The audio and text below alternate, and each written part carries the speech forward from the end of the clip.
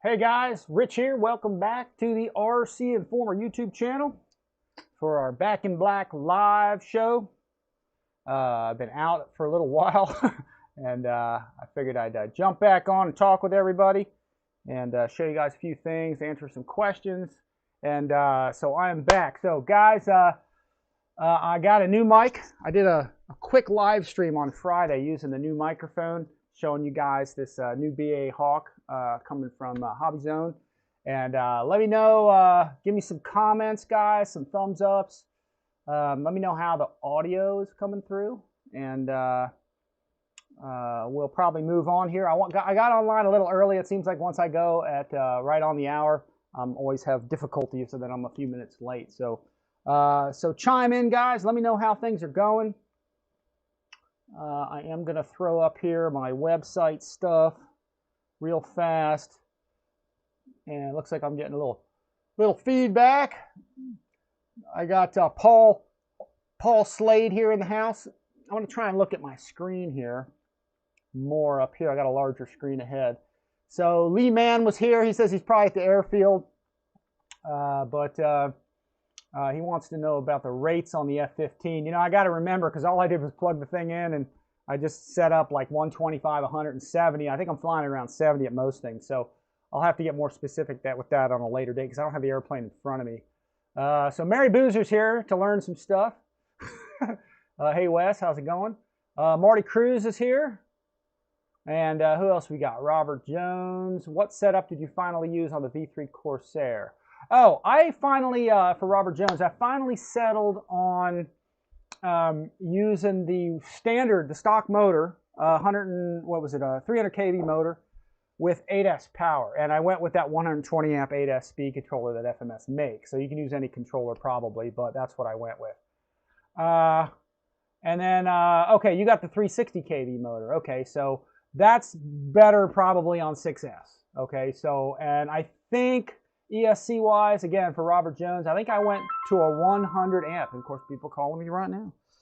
So, hey, baby, when are you going to be home? I'm doing a live show right now with people. That's my daughter calling me. Okay, later on? That's fine. Okay, I'm in a live show now, so let me go, and I'll pick you up. That's fine. Just let me know when. Send me a text, okay? All right, bye. All right, guys, I got kids, and the world doesn't stop turning when I'm doing a live show, so I got to be hooked up all the time. So, all right, let's see. I got to multitask here. Let's see. We got Random Vids Make Me Laugh is here. Larry Nye, are FMS coming out with any new aircraft, including EDF? Yes, they are. Can't talk too much about that, though, but they'll be coming. All the best from Scotland, Larry Nye. Thanks for coming all this way. I'm glad I could do this at a time when you could see it, and that's what I'm trying to do. Mike Bird's in the house. Hey guys, going on? Good evening all. Hello Rich, hello everyone. Coming in 5x5, that's good to know. Let's see, who else we got? Paul Slade. Scott Atkins is in the house here. Got Hal Romner. Yeah, shout out where y'all from. I'll try and throw that out there. We know where Larry's from. Alan Gentry's here. Snow Park Valley. Philip Bender, Mike Bird again. Let's see, Random Birds, everybody's saying hi. Bruja, I'm getting told to get off my device. All right. Okay, let's see. Who else? We got Airhammer's in the house. Airhammer's regular guy here. Let's see. Hello, everyone here for a few. Yeah. Stay as long as you can. That'd be good. And any chance you do a video of the ASWC? Oh, that's right. You guys want to see that.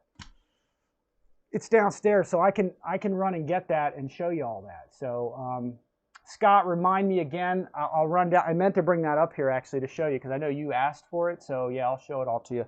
Let me do a couple checks here before we totally get going.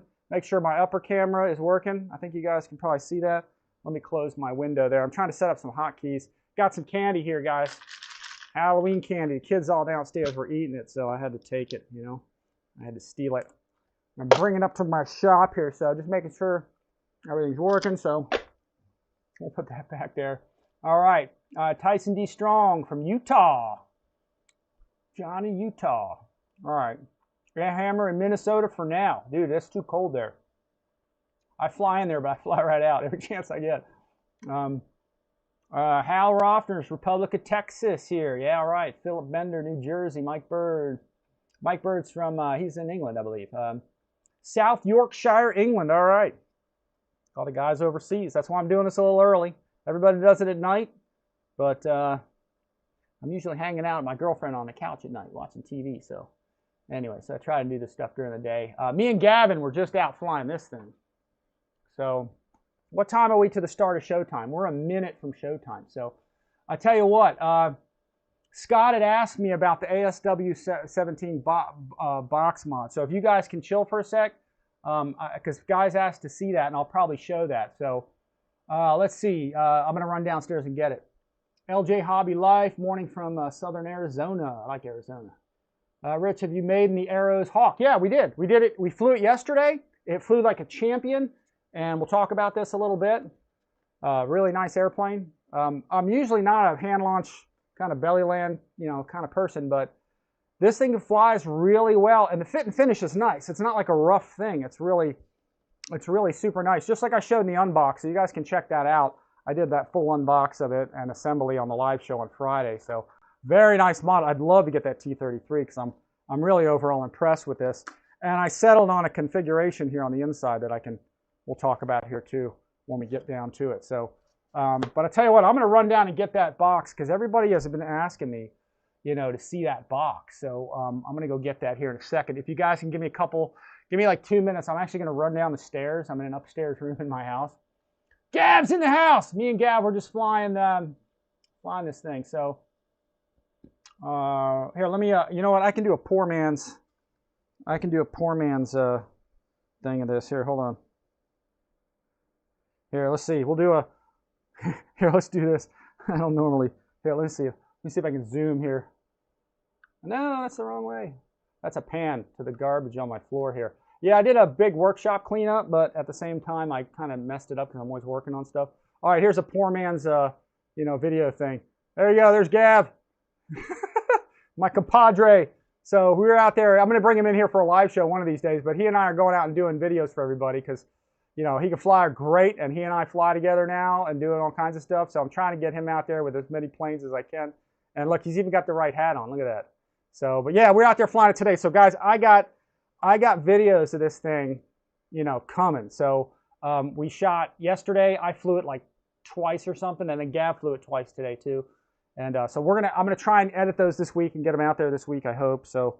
Yeah, we'll get that going. So, all right, who do we got? We got about 20 guys here roughly. Let's see, that's what we got.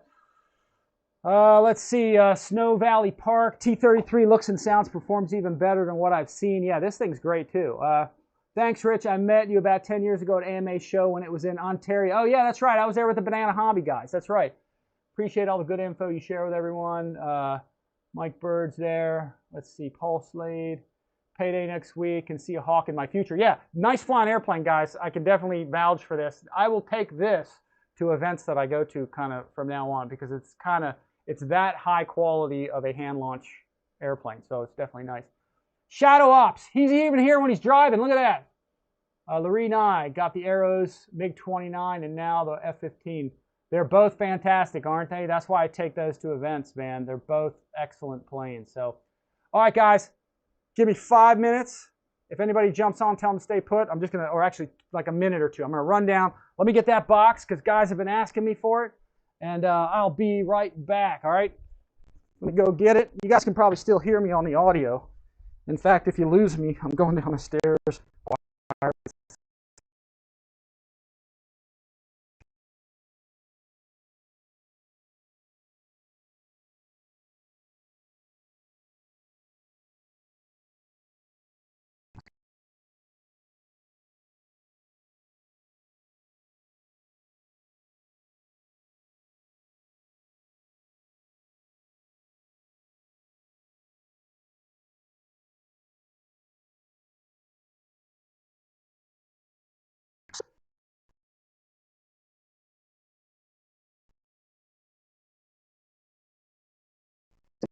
Right.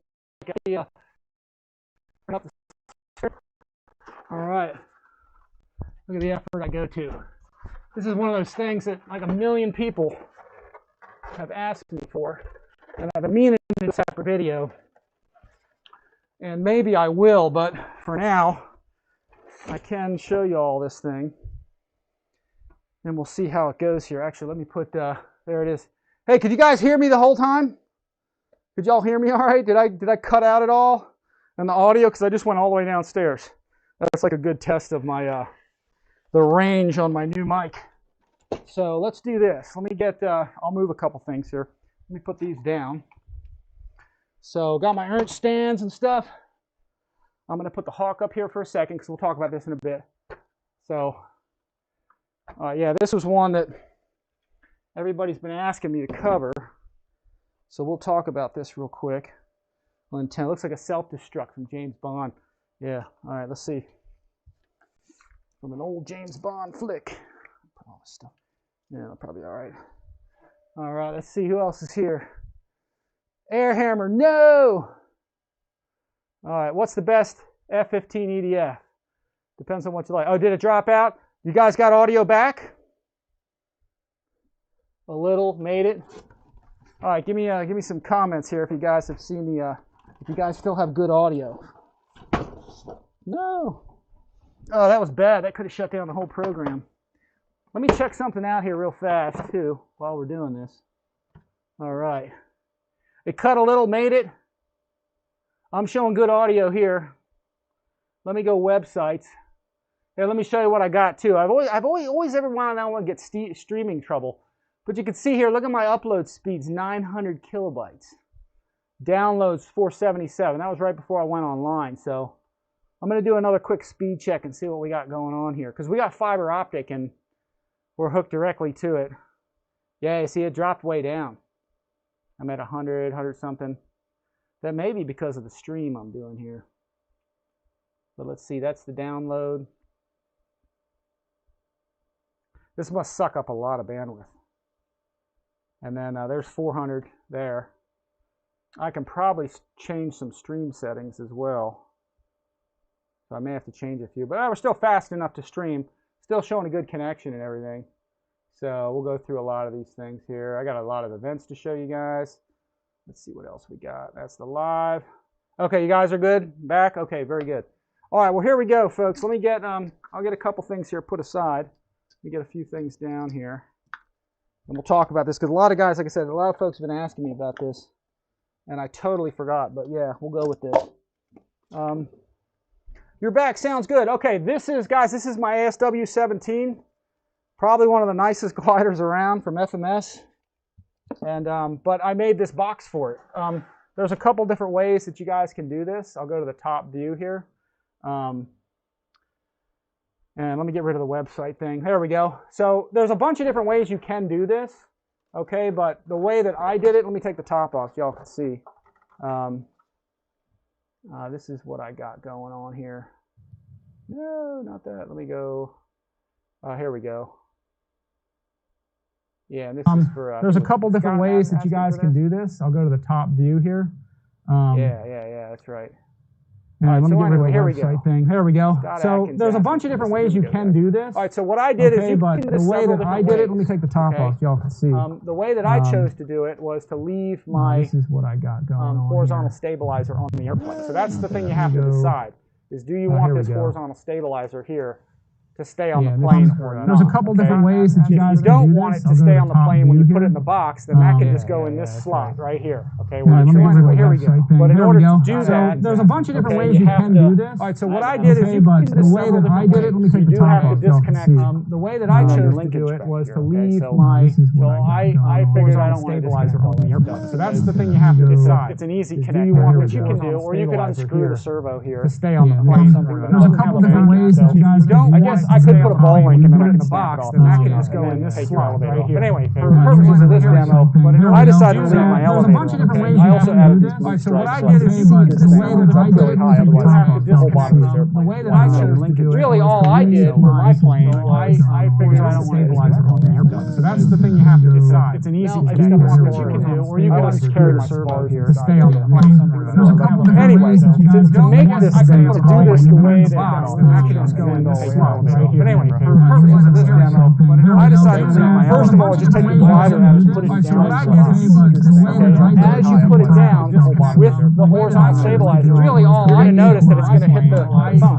And this is where you start cutting with a knife. It's easy to cut, so just cut this part out. Cut it out sufficient so that the elevator has space. Okay, so cut out what you need to, and it looks like it's about 1.5 inches to 2 inches down here. Okay, and I just cut it down so the elevator. So first of all, just take the glider out and put it down. And then from there, I had to figure out how do I want the wings to go. Well, you guys can see from the front of this thing, and I'll put this, and this is where you start cutting through here, and I'll raise my page. It's easy to cut, so you can see my wing cut it out, stick out in front of the box. Okay, so if you take your elevator off of this thing, cut out what you need to. Again, you'll be able to get this whole thing in the box without anything sticking out. But I wanted it to be a little thicker to go together.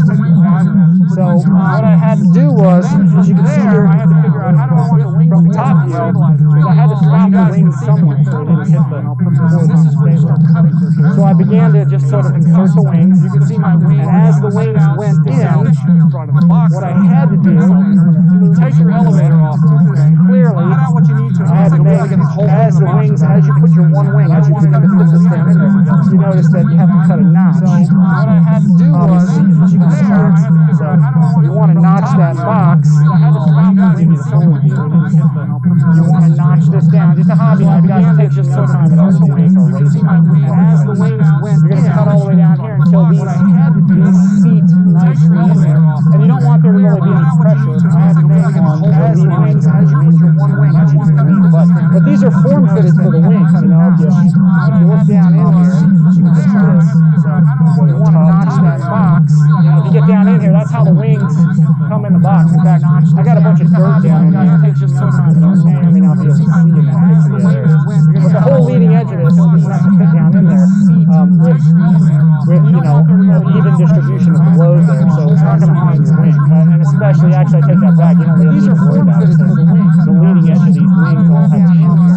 So which is one of the nicest features of this plane. The whole leading edge that's how the wings ASW 17. In fact, I got a bunch of dirt down there. They killed it with this airplane. It really is nice.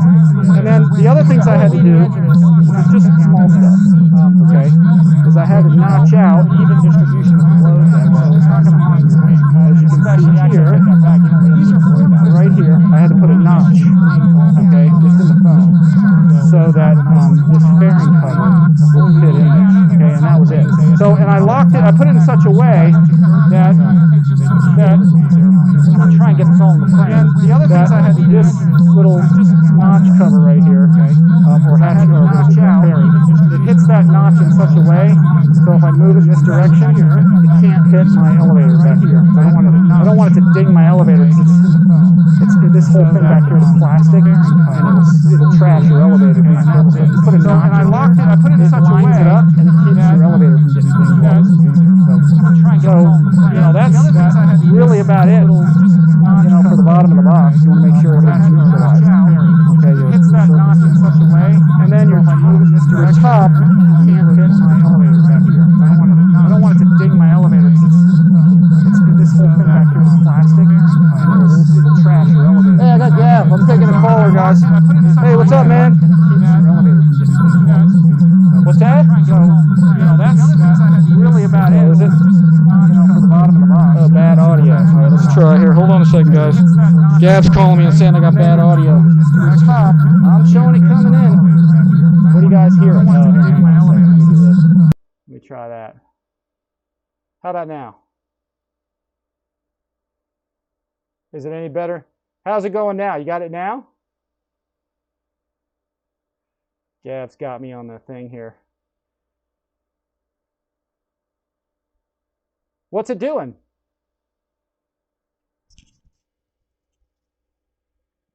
Oh, there are. Here, let me try. I tell you what, let me go to a backup mic. I can do a backup mic here. Am I? Well, I don't want that to happen. That's not good. See, Gav's watching, man. All right, I'm going to try a different audio. You ready, guys? Ready? Let me see. So it was doing good for a while, but then it stopped, huh?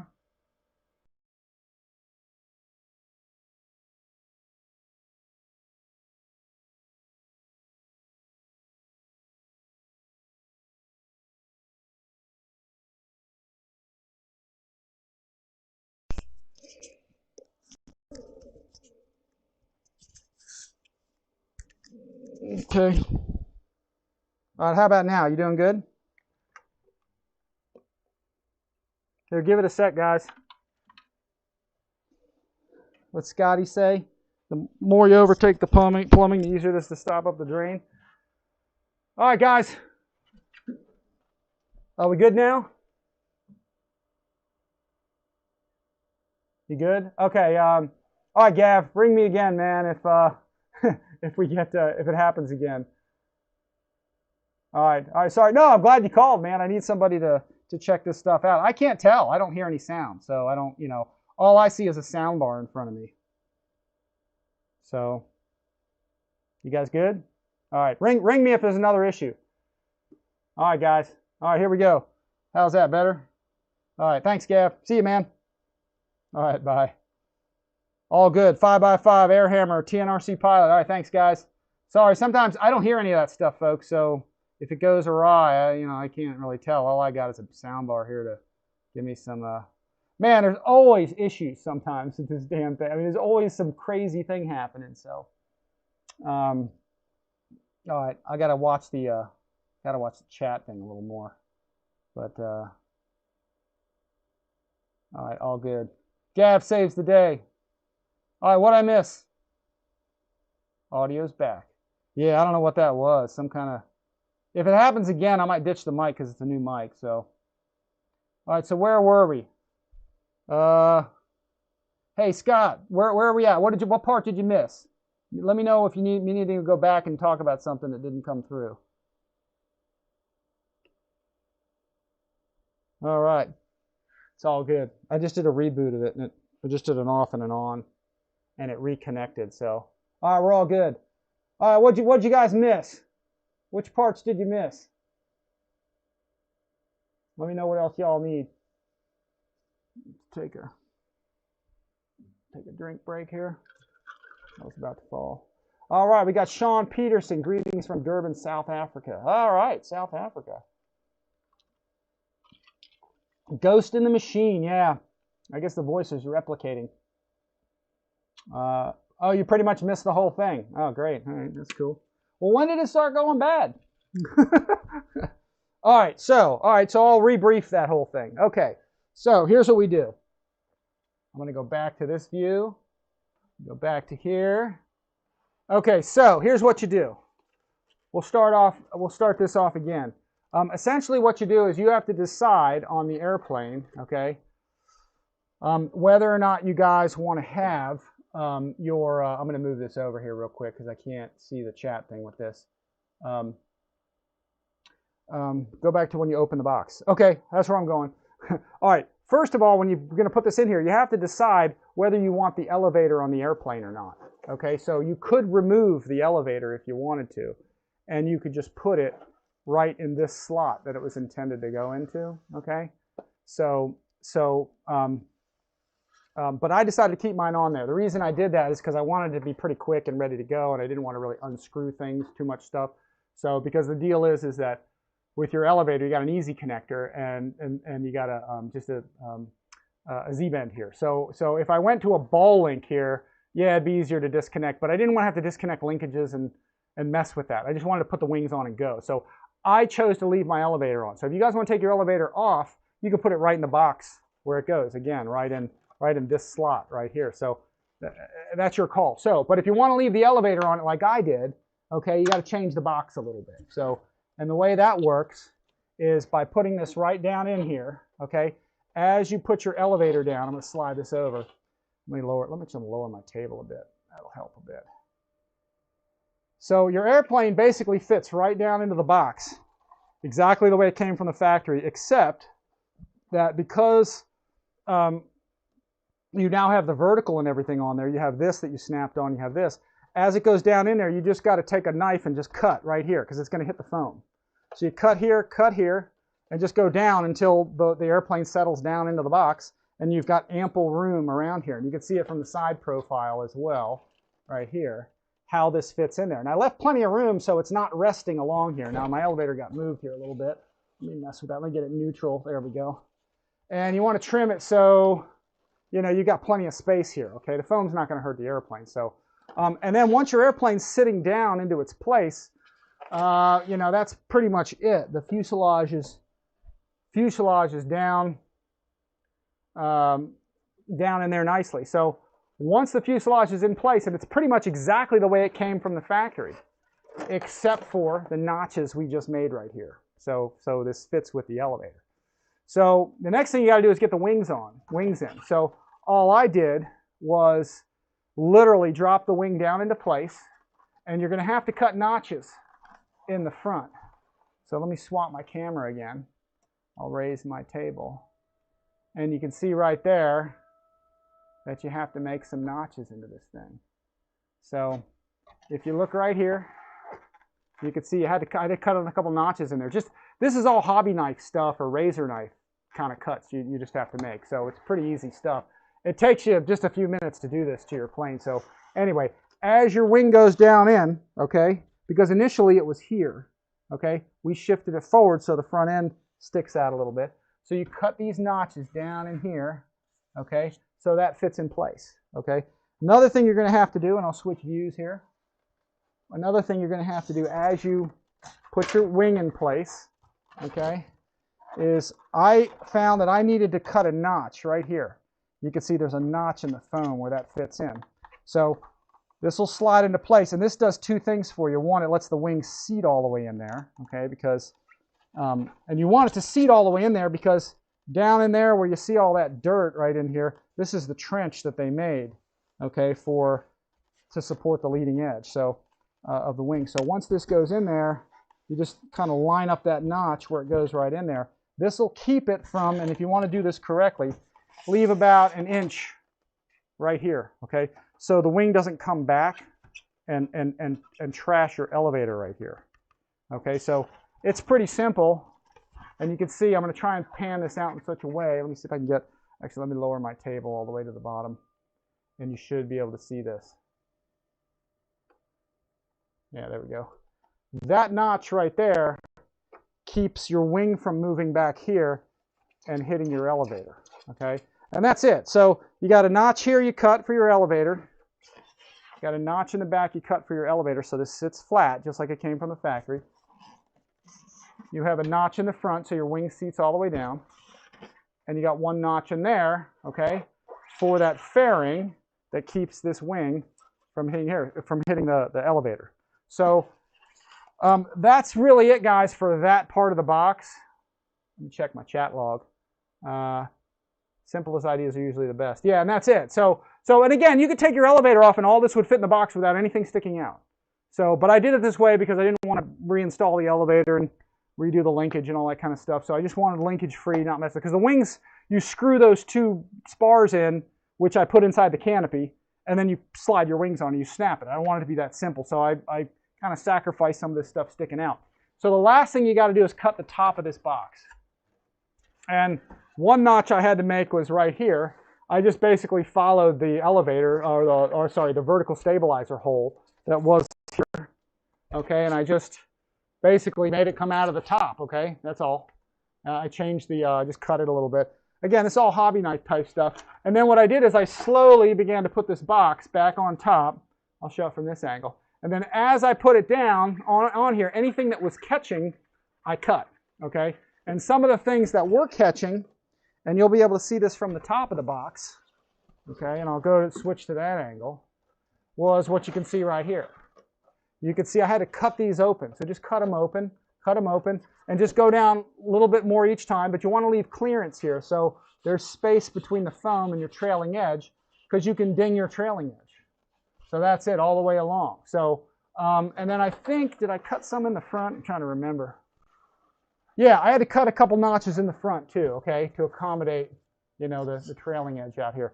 So once you do those, you're pretty much done with this thing. So you do have to do a little cutting on the top of the box too. You know, I'll show you here again. You have to cut out these holes, cut them out. But again, guys, it's foam, and you gotta, you know, you got a hobby knife, or not a hobby knife, but I actually used a razor knife for that. But just cut those out so you'll have some space up there, and make sure again you clear enough here. And let me see if I can show that from. I don't know if you can see it from the other side. Maybe we can. Maybe we can't. Yeah, I guess you can see those. But you can see I had to notch all that out. So I cut a lot. This is where I did do a lot of cutting, but you cut a lot of that out and make that all hollow, okay? But you have to do all that stuff, and you have to cut those 2 notches right at the end, okay, to get this whole thing to form fit. So just put the box on little at a time, cut little at a time, until you get it to seat flat. You can even tape it and shut it. So what you're going to have is there's 2 wings sticking out of there, and you're going to have a little bit of the tail sticking out here. But it lets you store it, and the other thing is you could stack other airplanes on top of this. So I actually cut, I don't know if you guys can even see that, but yeah, I cut a notch here, and I cut some notches in the middle because when I transport this, sometimes I'll put another plane right on top of this, and I'll use this for a plane stand. So, or you can put something flat on here and put another plane. So that's pretty much that, guys. That's the ASW17, you know, kind of reboxing, I guess, to just as a storage bin. And I keep it, like I said, I just ran down the stairs and I kept this way.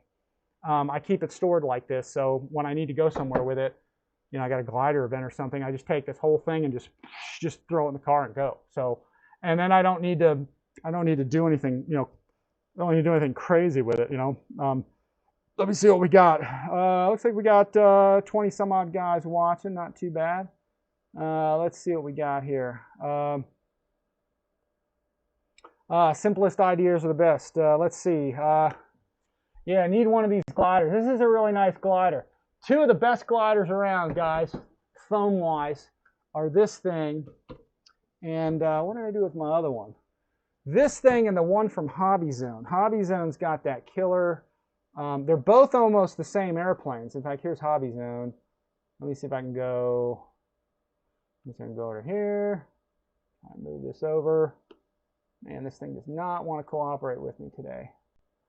Let's put in SDZ 54. See if it'll come in. Both of these are awesome gliders. Is it not showing up? Nothing's showing up. No, it's not really. Doesn't want to show me nothing, does it? Hang on a sec. Let's see. Yeah, there's our. It is SCD, isn't it? Okay, let's just go to gliders. Helicopters, RC planes. All right, it's doing nothing. There we go. This is show gliders. Yeah, gliders. See what we got. There we go. All right, there's some FMS stuff. Sweet. Where they don't have that thing in here? What the heck? What, are they out of stock on it already? Maybe I don't see it. SCD. Yes. There we go. That's, SDZ. Oh, that explains it. I guess that matters. Let's see if that shows that. I don't know. Well, it's gone. I don't know where it is. Well, anyway, I did the video for it. So, here, let's see what we got. Let's go arrows. Arrows. Yes, ZD54. Let's see. There it is. There's even my video of it. There it is at Hobby Zone. I don't know why it's not showing, but hey, there it is. Let's go back. You guys got that? That's the Hobby Zone glider that's similar to this, but it's just a smaller size. It doesn't have the all plastic leading edge, but it's a super nice glider. This one glides better. I mean, if you want a better real glider, this thing has a great glide ratio, so you guys can, you know, check that video out. I did do a really good video of that, I believe. Yeah, let's go. Let's try RCINFORMER. There we go. There's my my video of it. Let's see if it's got. There it is. Yep. Yeah, that one we reboxed too, if I'm not mistaken. Yeah, there's the video on it. So yeah, this one I think, if I'm not mistaken, that fit right back in there, I think.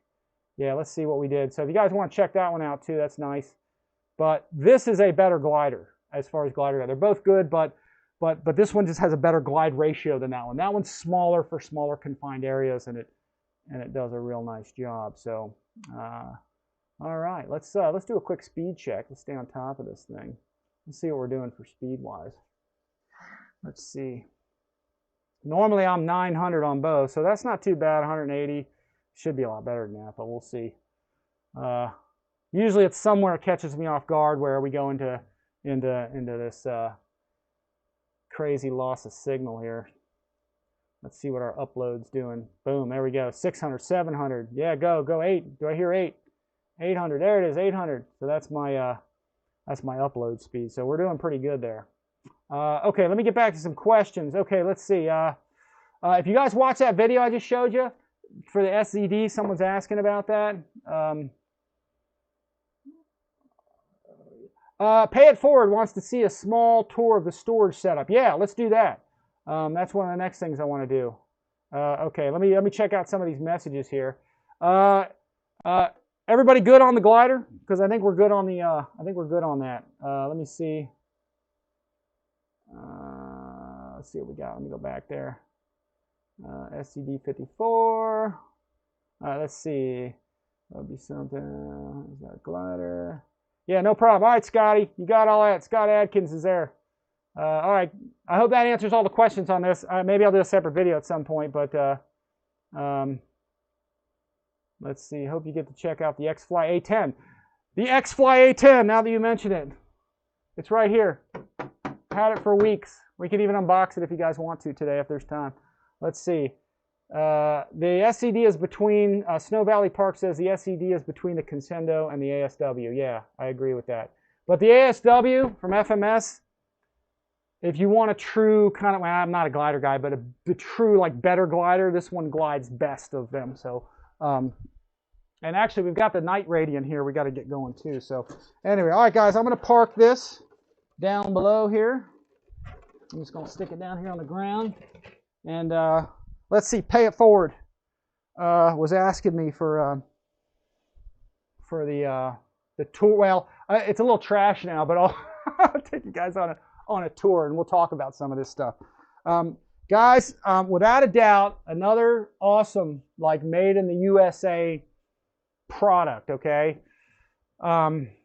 is for sure the, and I'm going to go, actually, let me throw the website thing back on because I like to help out all the US guys in the US with this stuff.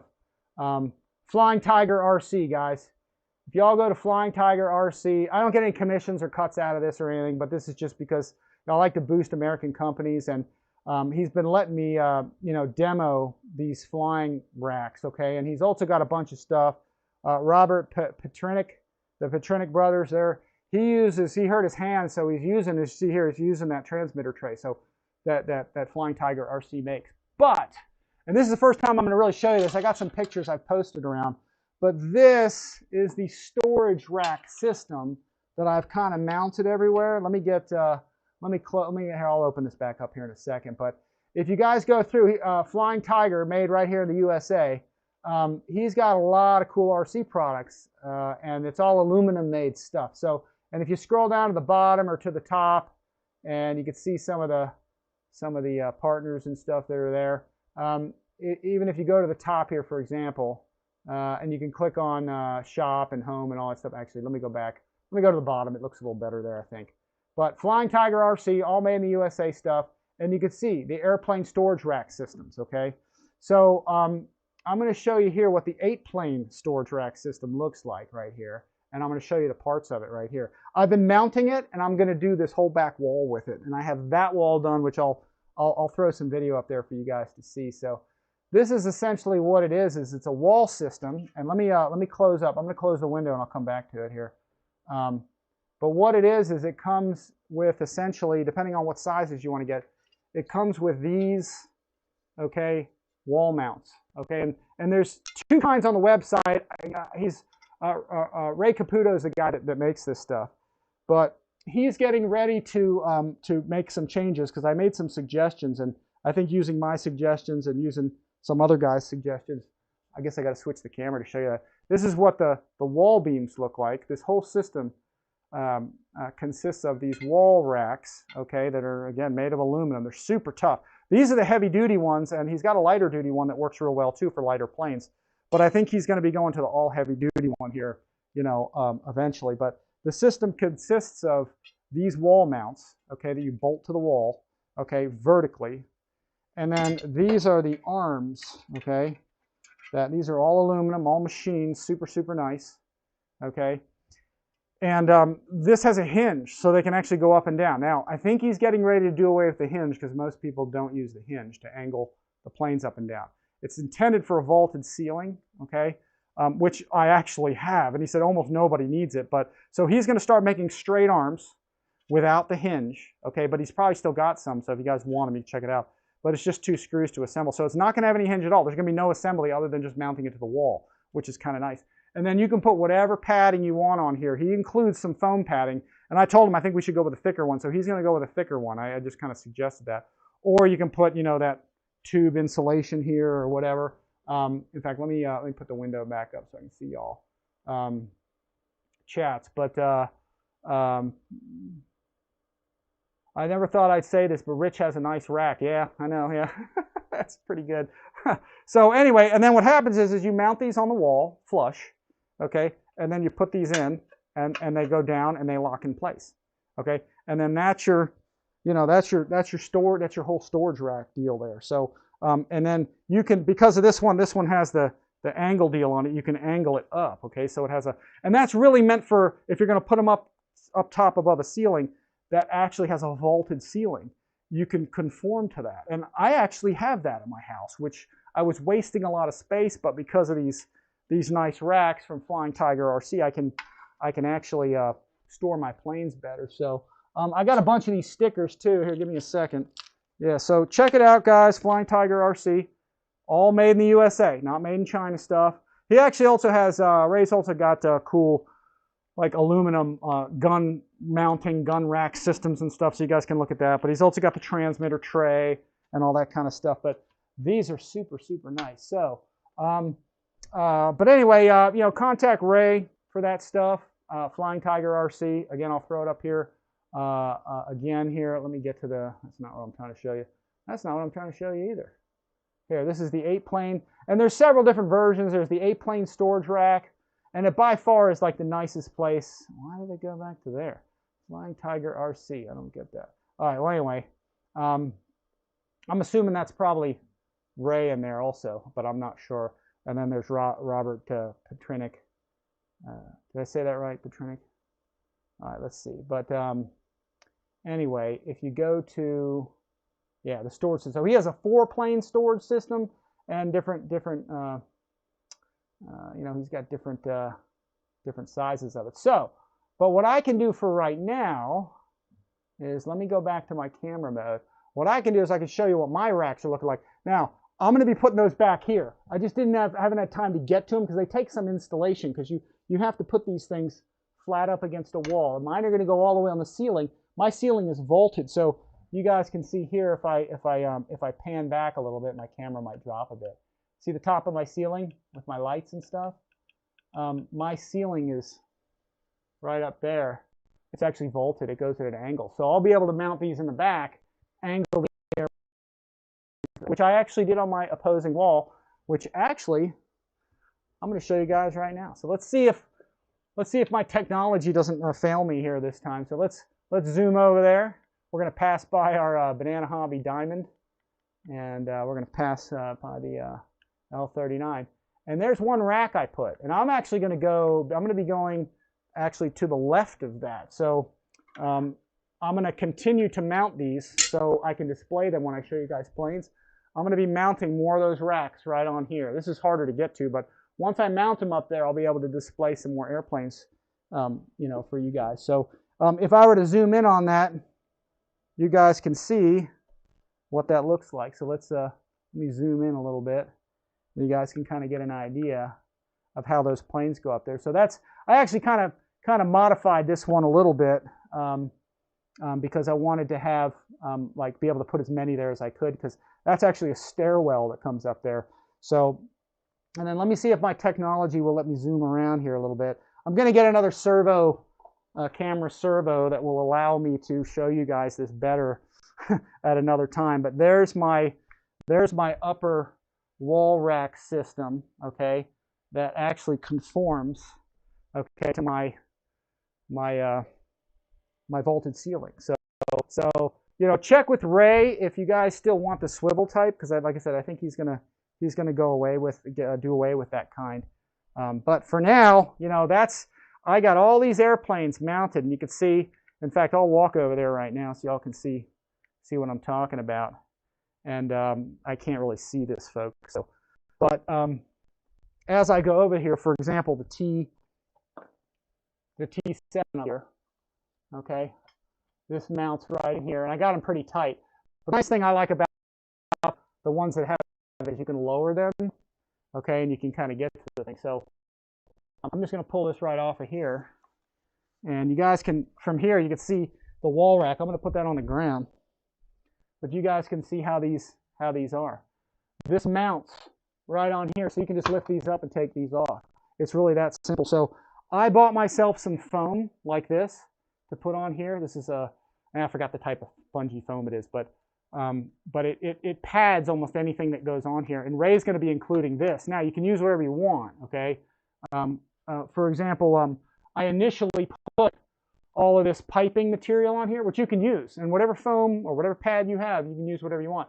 But he's going to be including, I think he said 3/8 inch now with the new ones, because I was saying he ought to go a little thicker. This is 1/2 inch that I used, and you guys can actually order stuff like this from Amazon. And in fact, I ordered some rolls like this, and I'll put links if you guys want it. I got some rolls to do all these with. So, but that's really it, folks. It's just a nice, super neat, made in the USA, hand fabricated, or not hand fabricated, machine fabricated, but it's all made here. So, and it's a really nice storage rack system here. And I'm going back up here, and I'm still working on this. Like I put this whole system up like a couple weeks back, went into the studs, and I just like threw some planes up here. This isn't even really organized. I just put a couple of these up here just to kind of get some airplanes out of the way. But this storage system is totally awesome. Let me see if I can put that back in there. Yeah, and then like I said, because I have a vaulted ceiling, you know, move, and I can get everything really compact if I have to, and I can get to all my paddles because I've got him. See if I can get down. See, I've got all my tools under here because I have to use as much space. All this upper space above is, for me, is always being wasted. And sorry, I got to get a new camera servo that doesn't have the play in it. This one has a bunch of play, but you can see I use up all that upper space that I was using for nothing before. So these things have really kind of changed the way I'm able to store stuff, and you know, I can kind of go around my room, and I may put some more up there where that tiger cat is, and then there's this one here that you can see. This was the first one. Yeah, I'm going the wrong way. This was the first one I set up just to take advantage of this upper space. And you can see I got 5 airplanes up here, and I threw some floats on there and stuff. So anyway, hopefully that gives you guys a good idea, you know, of what this whole thing is. Yep. My servo's not working for me here. Let me, I might get a little bit of camera flicker, so stand by if that happens here. Let me move a box here. Still perfecting all my servos and stuff, so we'll get all that working hopefully here soon. So let me go down. Let's get us back. There's all the airplanes I got to get done, guys. We got the F-16, even though we've done a lot of videos of that stuff. I'll be showing some Ernst stands. Of course, we got the Ultra Stick. We've got the E-flite Night Raid, and of course, the Hawker Hunter, which all the Dynam stuff now you can get at Banana Hobby. So all that stuff is going to be there. So let me zoom back up. Yeah, the gimbal works, but it's a little bit shaky. But anyway, I'm working on all this stuff. I'm constantly perfecting all this stuff. It's all sort of a work in progress. And since I haven't been watching my chat, I'm hoping that my sound didn't go nuts while I did all that. So anyway, what do we got? I wish I could stick around. Got to go flying. That's Model Aviator. Victor Poport's here. Oh, Victor's here. Oh, we talk about Victor's event here. Let me go. Let's see what we got. Osceola. Let me see if Osceola. You guys got a website? Osceola. Osceola Flyers. They got a Flyers Club. Here, let me go. That didn't even look there. Let's see. Osceola Flyers. Because they got an event coming up that I'll be at. Let me see if there's a I'm hoping they got an events thing on here. Gallery, contact us. Because I meant to send that over here, but I don't think I got to it. All right, let's do it the old-fashioned way, since I don't know, because they got an event going on I'm going to be at. And, oh, coming events. Here we go. Oh, in the right corner. There it goes. I just got to look at the wrong place. Remember, no, that's what's that? Yeah, club meeting. All right. Well, anyway, here, let's do this. Victor sent me this, so I'm just going to do this the old-fashioned way. He sent me this today, and I'm like way behind the curve. So swap meet, baby.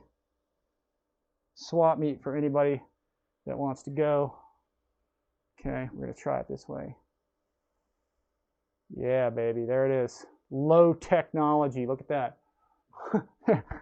Actually, you know what? Let me do it this way. It's probably a little easier. All right, low tech, guys. I didn't transfer this over. I could do it real easy, but that's what we got going on. Swap meet, Saturday, November 13th. You've heard it here. I'm going to post it on Facebook. Just didn't get the flyer, I think, until today. So swap meet and fun fly, Saturday, November 13th, 2021. $5 landing fee. Bring what you want to sell. Open to all AMA categories. 5 a.m. till sundown. Osceola flyers. There's all your contact info. We'll be posting this. I just got this today, so we'll be doing this. At least I think I got it today. I first saw it today, so we'll be having that, you know, going on, and we'll talk about that more in future, next live show or two or something. So we'll be doing that, and then the other event we got going on here too, which I really need to put up here, that I'm going to, as far as I know, unless something really bad goes down, is the Salute to Veterans, first annual. Actually, it was always Salute to Veterans, but now it's the NASA Salute to Veterans. And it's actually like a scale contest, November 13th and 14th at Osceola. So, you know, check those out. We're going to kind of post this too. I thought they had a local hotels. It's 2 days. So it's 13th and 14th. So I thought there was a flyer for this. In fact, you know what I'm going to do? Let me see here. I need to get, let me send this off to, all right, there it is. Gary sent me a, can you send flyer? I'm a little behind the curve on that. Yeah, so I can get that one going. I need an official flyer so I can put it up there. So anyway, we're going to be bringing planes to that event. A lot of stuff to fly. Me and Gav are probably going to go. I hope Gav's going to go with me. I just told him about it today. I don't think he knew about it. But we'll be flying there. And then we got FMS planes to give away and some other stuff. So we're going to have a free plane or two or something. FMS has already said they'd be more than happy to do that. So yeah, guys, that's what we'll be doing there. And then Mike Bird, HSD 182, great plane. Just issues with the company, that's all. Just ordered the L39 Albatross Blue Lightning from Banana Hobby, plus the brake gyro. Any suggestions for the brakes? Yes, my first one, which I have them all, but my camo L39 I did videos of. In fact, actually it's right up there. But here's the brakes on them and stuff, and yeah, that's what I thought. All right, I'm going to show you guys something. If I can find my glasses. Did I lose them? No, they're right here. Hang on, I got them down here. So here's the first one, and the brakes are phenomenal on this first one. Okay, so and the first one used JP brakes. In fact, let me go to the upper camera. Let me ditch the website stuff.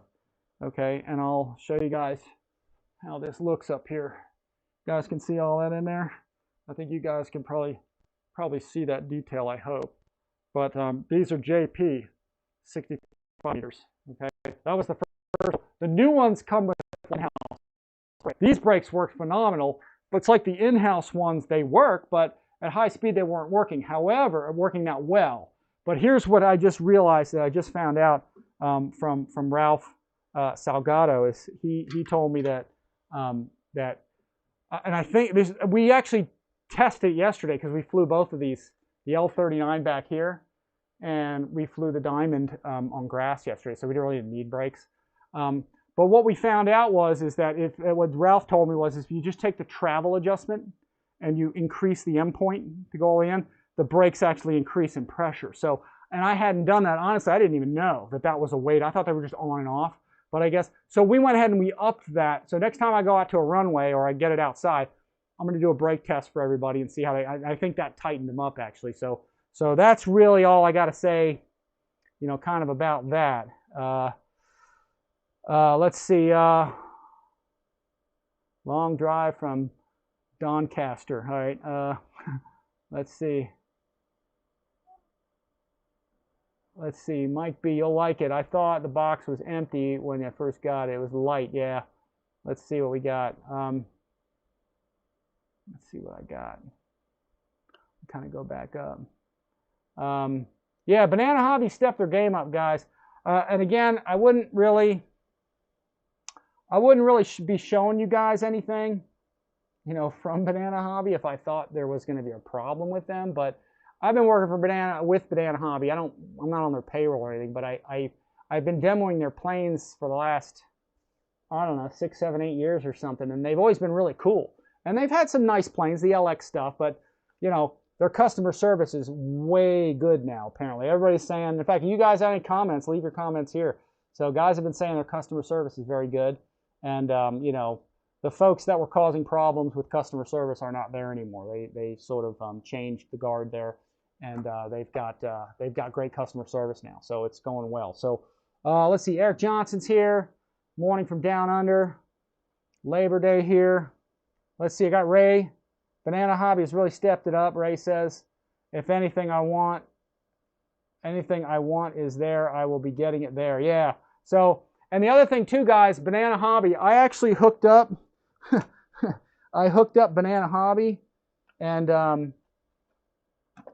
Ernst Manufacturing. So I got them both together. I contacted them both and I said, hey, you know, y'all, I told Banana Hobby, so you guys can carry some of the Ernst stuff because it's great. Ernst Manufacturing stands, guys, all made in the USA. Okay, they're like some of the best stands around. And so Banana Hobby's carrying these, guys. So if you want some of these, you want to get them through Banana Hobby, that supports my channel as well, so I appreciate that. But they're going to carry the full line of, I think, all the Ernst stands. So the regular stand, the mega stand like I have back there, and they may have trays too. The parts trays are awesome. I don't do anything almost without these parts trays. And the nice thing is the stands themselves have a parts tray in them. So when you look down here, I'll just take this off.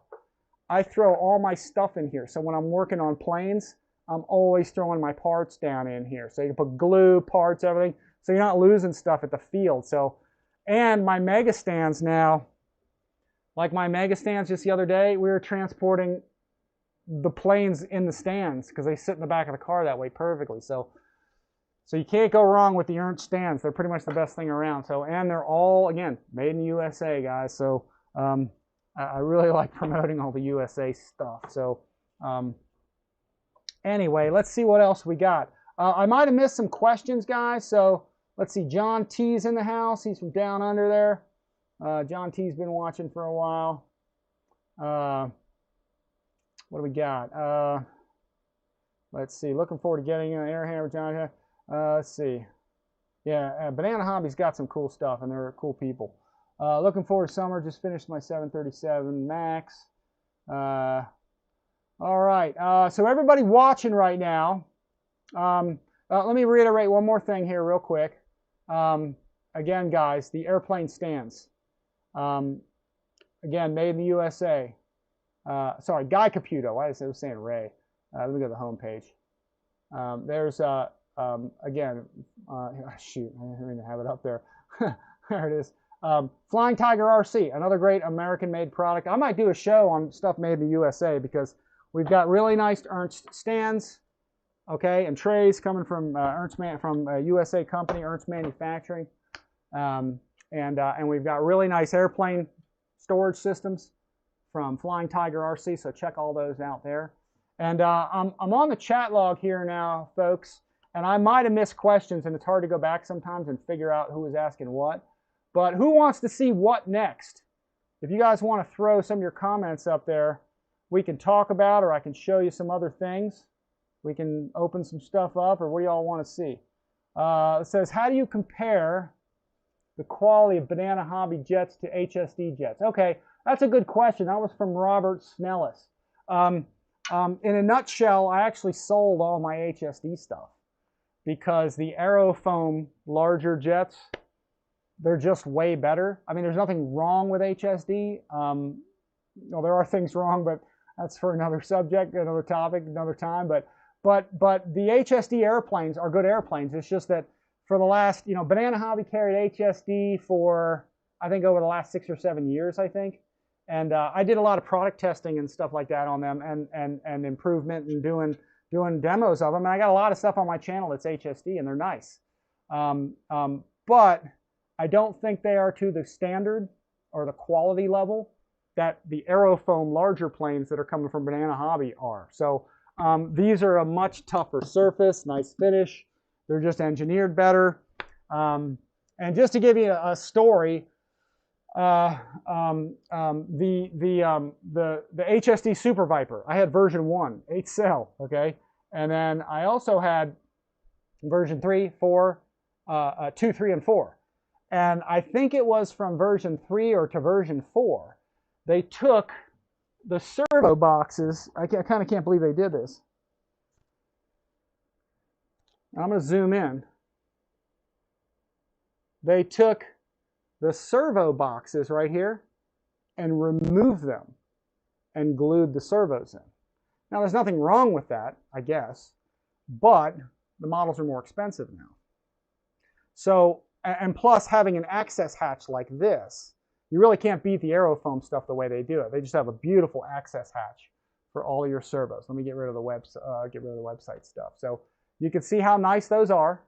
All the servos are screwed in, you got a nice rod, horn linkage, and the fit and finish is superior. So the HSD stuff's nice, but comparatively, they're just building the aerofoam ones better. So if you want to get into the larger airplanes, like I said, I sold off all my HSD stuff because the aerofoam stuff I've been flying is just so much better. The wing spars are tighter. You got nicer servo boxes. I think the fit and finish is better. And they're coming from a really great outfit. Banana Hobby they're very nice people there. They have a good product. These are awesome. In fact, these aerofoam airplanes, these are mostly, a lot of them, in fact, Banana Hobby mostly does turbine models. I mean, that's turbine versions of these foam airplanes. But they are adapting them and making EDF versions. And these are just superior built.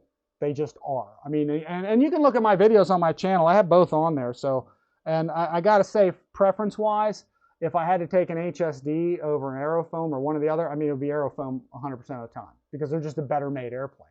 Again, servo boxes, better construction, better fit and finish. Whereas the HSD stuff, for years I've been trying to correct some of those things with the factory, and I just haven't done a lot of it. So anyway, that's kind of where we're at with all the HSD stuff. I hope that answers your question. I hear their Cessna is 180.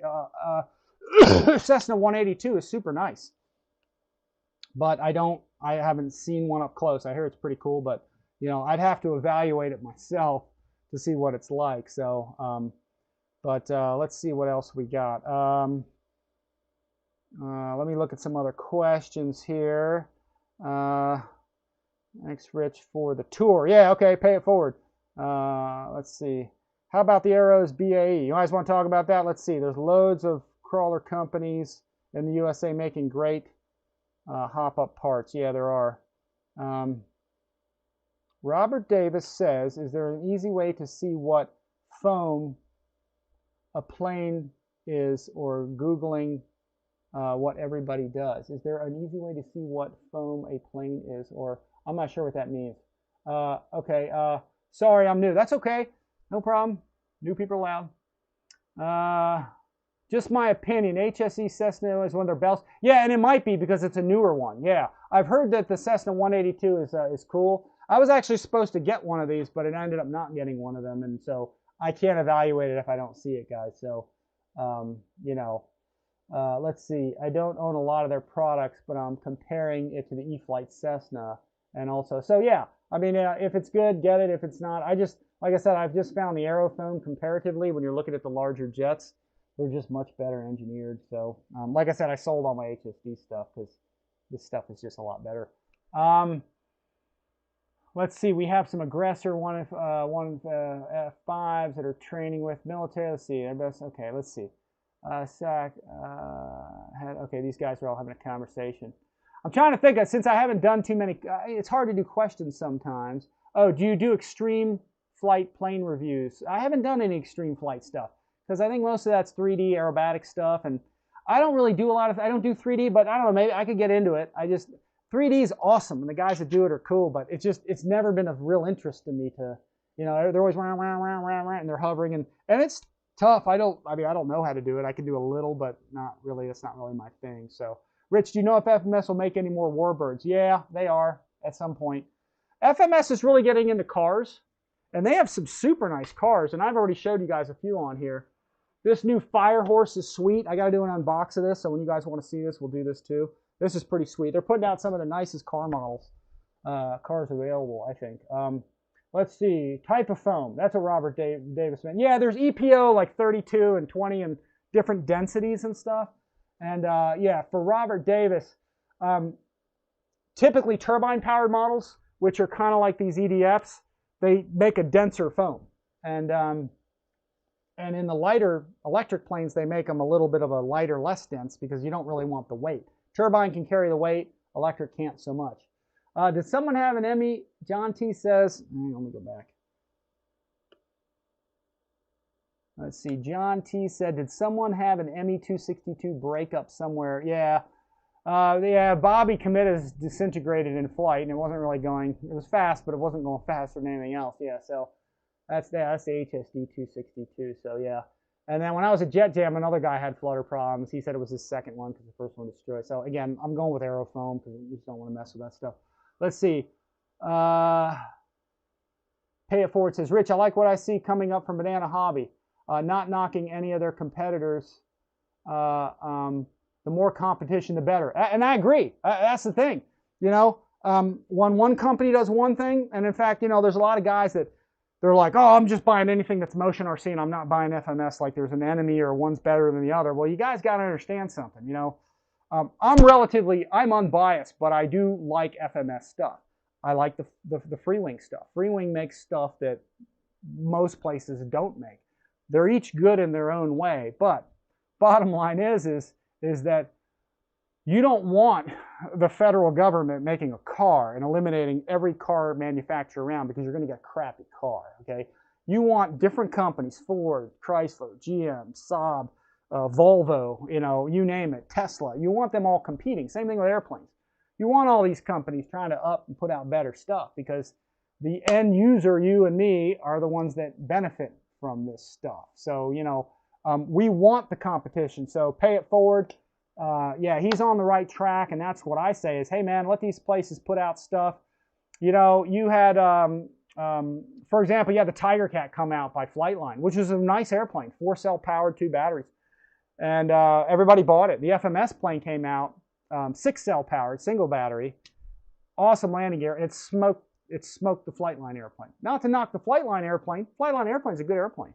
But it's more like the economy version, whereas the FMS is the Cadillac. So, and vice versa. You know, you'll have somebody make an airplane FMS, and you'll have Flightline make a better one. You'll have Motion make a better. So, and that's what you want. Okay, if you buy what's best out there or what you think is best, not necessarily just a name. Okay, you're going to force the other person to up their game a little bit. So, and that's why I was a little concerned. You know, so Pay It Forward gets this. Is that I've had version 1, 2, 3, and 4 of the Super Vipers from HSD, and they started out better constructed in many ways. They had some issues that I helped fix, but one thing, for example, is it had the servo boxes and it had things like that. And in the newest version, they took them out. So they took out the plastic parts, took out the nice fittings and things like that, and then made it more expensive. And it's kind of like, well, I don't get that. You know, if you're going to do that, let's make it less expensive for everybody. Where Aerofoam has gone all out. They're making airplanes the way I would make them. Wing spars are tight. They're not loose. Had some issues with that with the early HSD stuff, and some of them now may have them. But anyway, that's the story. So yeah, let them all compete. I mean, hopefully HSD will up their game and get them up to these standards, and then, you know, maybe we'll be looking at them again, but we'll see. Shadow Ops, no apologies needed. Yeah, great place to add questions, no problem. Yeah, Bobby K did. Shadow Ops says his plane. Yeah, we got that on video. have you considered following the turbine route with the aerofoam? I might. That's from Paul Slade. I might go turbine at some point. But, you know, I got to tell you, man, I like electric. Electric is just awesome. I wonder, hey, is my sound still good? Hang on a sec. I like electric, man. I just, with gas and glow and stuff like that and turbine, you got oil and all that stuff. So yeah, but I might go turbine at some point. I mean, I've flown some of the nicer EDF stuff that Bob Violet was making. You know, I flew 170, 180 mile an hour, some of his 12 and 14 cell airplanes. And yeah, Mike Bird says he has the HSD 182 and love it. Yeah, it's nice. I'd love to do a review of one. So, but we'd have to ask them about that. They don't even want me at events, but that's another story. So, but yeah, it's we'll talk about that. Oh, I got top chat, $5 from somebody. Thank you very much. Who is that did that? Who was that from?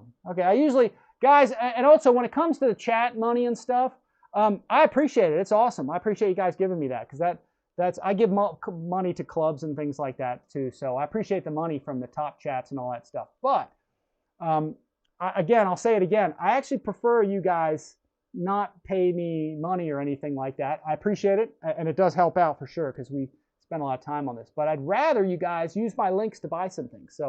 And if you get things from my links, we get a little commission. It doesn't cost you guys anything. So that's why I'm always boasting the links down below, because it's kind of like a free way for you guys to like buy a plane, and then me and Steve get a little commission out of it. And it supports the channel really well, and we can, you know, it pays for everything, which is kind of nice. But hey, I appreciate that. And that was from Robert Davis, I think.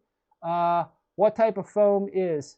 Because I bought the Futura with your link and have the Yak, and I have the V1200. That's from Robert Davis. I forgot the numbers of foam. I'll see if I can look that up. In fact, let me make a note of that. Gary's calling me up. That's from, here, let me send him a message. On the live show now. So maybe he'll chime in. That's Gary from the Ocala Flying Model Club. All right, where was I? We were talking about, here, let me get this one. This is a better pen. Foam types. I'm going to make a note of that, because I know there's like EPO 20, there's EPO 30 and 40 or 32, and they're different densities of foams. So, and that's for Robert Davis. He asked that question. And what it is when you have a lighter, smaller model, they use a lighter, denser, not as dense foam. It's easier to damage, but it's lighter. The plane flies better. You have a heavier plane like this one, like the L-39 or the Diamond, that are actually started out as turbine models. They actually make those in like 2 different foam densities.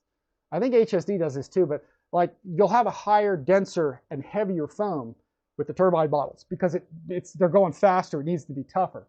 And when you get to the electric version, they go down in foam density. So although this is denser than any of this stuff, so you know, it depends on the airplane and the density of the foam. The more dense they make it, the nicer the finish it is, the tougher it is, but also the heavier it is. So you have to have like kind of a higher performance plane, more power, that kind of thing. So it all depends on that stuff. I'll try, and I wrote it, because I wrote the note down. I will try my best to, for next time, get more info on foam types and stuff. And I used to know the numbers, but I hadn't looked at them in so long. So Rich, I'll bring the HSD Cessna to Null. You'll like it. I know you I know how you feel about the company. All good, my friend. Yeah, it's not really the company of HSD that there's problems with. It's the U.S. distributor that has some serious issues. Okay, but I can honestly tell you, from Banana Hobby brought in all the HSD stuff from day one, and I was actually the first one to do them. I love their J10. It had some issues too, but the thing is I would correct problems for them and help them and make them better, and they would improve some stuff. And the distributor here in the USA, well, I didn't want me doing that anymore, and that's okay. I mean, that's entirely up to them. But they could improve their airplanes. They could make them better. Again, I would go any day toe-to-toe with an aerofoam plane against an HSD, and they're just better assembled. They're better built. So like for example, the HSD 262, for example. I've seen it, and I've had people complain about it. And for $1,400, the servo shouldn't be glued into the wings. Now, that's coming from, and I'm not going to name who it is, but that's coming from an HSD team pilot, okay? For $1,400, the servos are glued in, okay? And they've had spar issues. I've tightened their spars. I have, in fact, I think I have it. Well, actually, do I have those somewhere? I had a thing full of HSD wing spars, okay, that I've had to replace over the years to make them tighter. So again, I'm just giving you guys information, okay? I don't, you know, if you ask the question, I'm going to give it to you. So it's one of those things where it says, Rich, did you fly that? This is from Robert Davis. He said, did you fly that A10 UMX with the mini dual EDS? I flew the first one. I didn't see that on your content. What are your thoughts? It's a cool airplane. I flew the first version, but not the newest one, okay? So, and I love the first one. Kelly LeGette handed it to me at Joe Knoll. Hey, fly this, and I flew it around. It was awesome, so I can only imagine the new one is even better. So yeah, I'd love to get one of those and see that. So I think one was coming my way, but it kind of got sidetracked. So yeah, new Aeros planes are coming. That's from 21 Cyclone. 215 Cyclone. Sorry, look, S and a 5. I'm getting old. Yeah, there's some stuff. In fact, another one's coming next week, I think. So,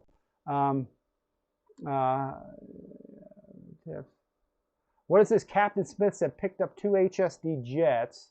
Need the CF carbon fiber, the tips, I guess.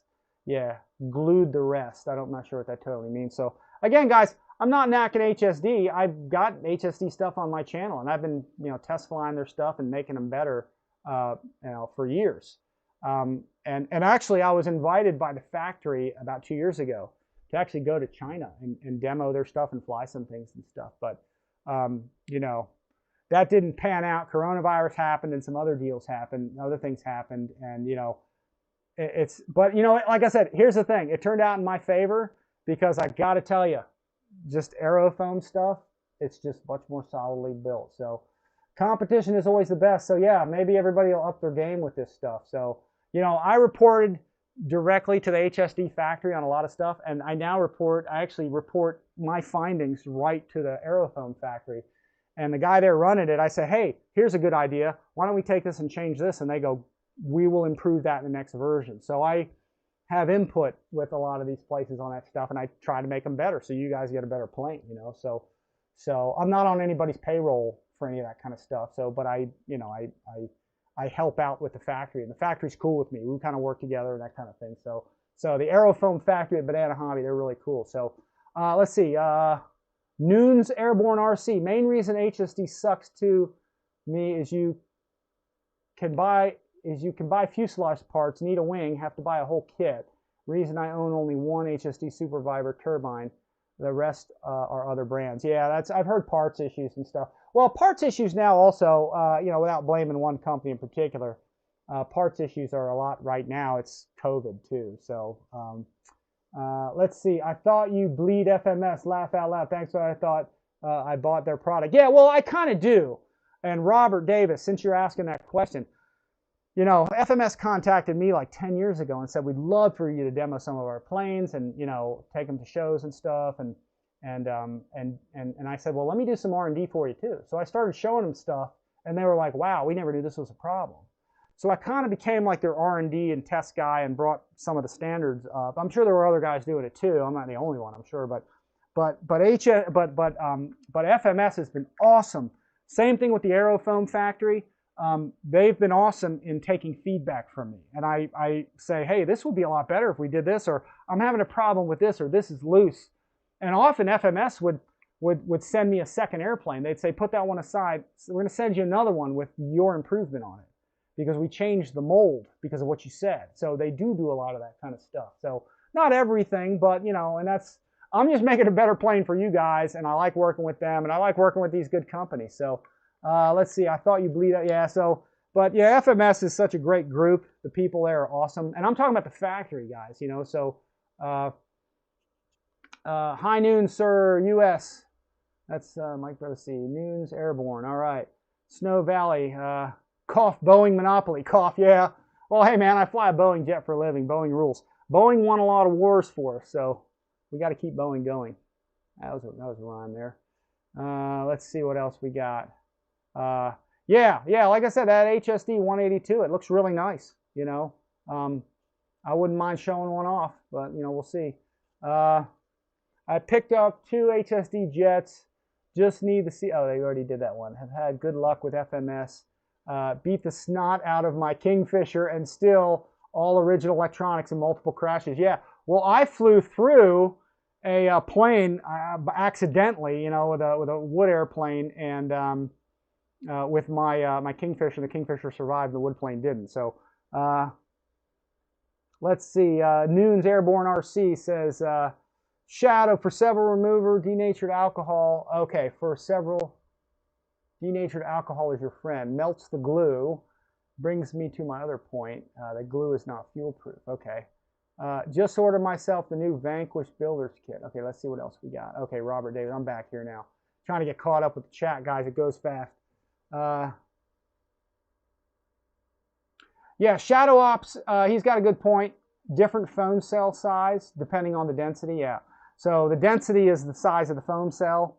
So like I said, there's an EPO 32, 40, 30, and 20. I think EPO 20, and depending on that is the size of the foam cell, the expandable cell. They put all these cells, these foam beads, into a mold, and I guess they heat them up or whatever. They expand and they fill the mold. So, and there's different size foam beads, different densities and different weights. So let me see if I can scroll down. Okay, we are caught up here with the chat log finally.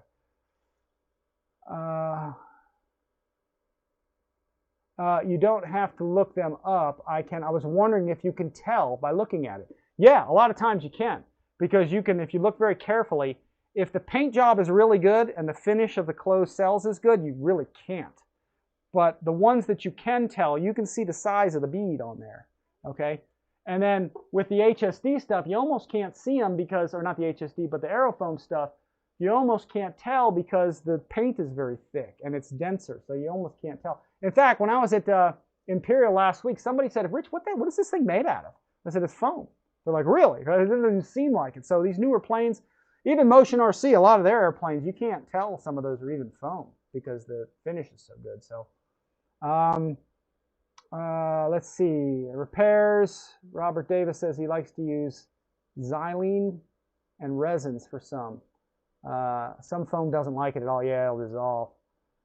Shadow Up says, after Bobby K's flutter incident, I know a couple people that decided to not buy the 262. Yeah, well, I mean, it's kind of a danger. I mean, there's a lot of people personally told me, and I've watched several of them flutter, and it's like, I saw Ryan's flutter right after Bobby's did at that event. So, you know, it's a little bit of a liability. You know, when you got a known flutter issue and you're still selling the plane, that can be a problem. So, you know, I've seen flutter in one, actually, personally, one other plane I had, and it was a Cermark F-16 prop jet, and it was known to have a tail flutter. If you went too fast, just the tail would go bzzz, and it would break off, and that was the end of that. So, Pay It Forward says, seems like Horizon Hobby is testing the waters with plug-and-play balsa. You know if Banana might jump in the same bandwagon? Maybe. I know Dancing Wings got the BitGo Hobby. They got those nice, what the heck are they? PT-17s, the Stearmans. Those are nice.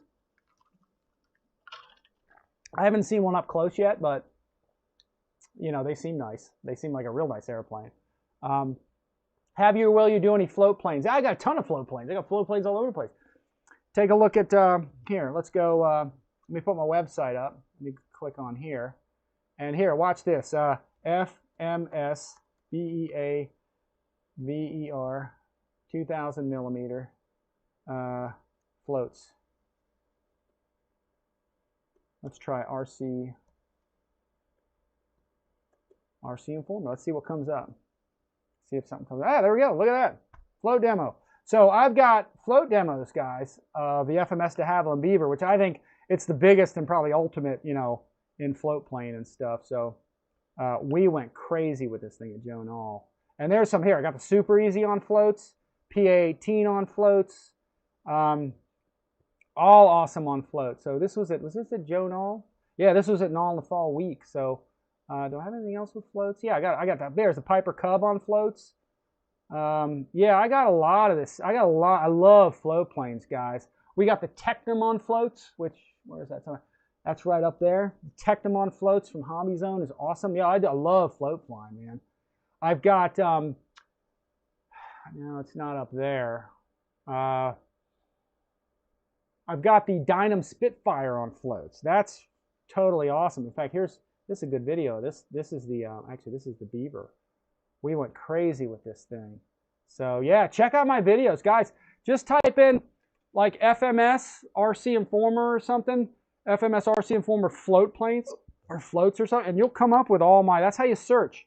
If you guys want to search for any of my videos, just type in the airplane and then put RC Informer. It'll pull up all the videos associated with, you know, with RC Informer with that particular airplane. But look at this Beaver flying. This thing is incredible. Like the aerobatic capability of it, the strength of it, just awesome. That's the older, you know, black version. Okay, black and whatever. But what an awesome bird. Here, let's go. Here, this was cool. I came by in slow flight, really slow, full flaps, powered it up and pitched it vertical. I think I threw the flaps up. Yeah, there we go. And then it just goes up and out of sight. It makes a heck of a nice sound. There's flying inverted in a turn. So there you go. I mean, you can't beat that Beaver, man, from FMS. That thing is cool as heck. Yeah, there we go. Awesome plane. Very aerobatic, very powerful. If you want a monster float plane, that's that's the one to get. So let me see if I can get back to the chat area here. Yeah, I get into I love float planes, but yeah. So Just Wing It says we shot that at Ceph. Oh yeah, we did shoot that at Ceph. Actually, here, let me put that was John Kuhn from I hope I'm saying that right. Kuhn. If I said it wrong, let me know. Here, let's go. DYNAM Spitfire RC Informer. Let's go floats. Dynam Spitfire and flots. FLOA. Yeah, ain't gonna work. Let's go back. FLOA. Yeah, there it is. I did a whole series on that thing too. There it is. There it is. Dynam Spitfire float plane. Yeah, there it is. Yeah, this is the one John filmed, I think. Yeah, let's look at that. Yeah, fall no. Oh no, that was fall. No, fall no. Uncut. Oh, here it was Ceph. Yeah, that's the one John filmed for me. He's at Just Wing It. So check his stuff out. He's got some nice videos there too. So check out John. So yeah, this was the first flight actually. I think I don't think I'd flown it before this. I took it to Ceph and flew it there the first time.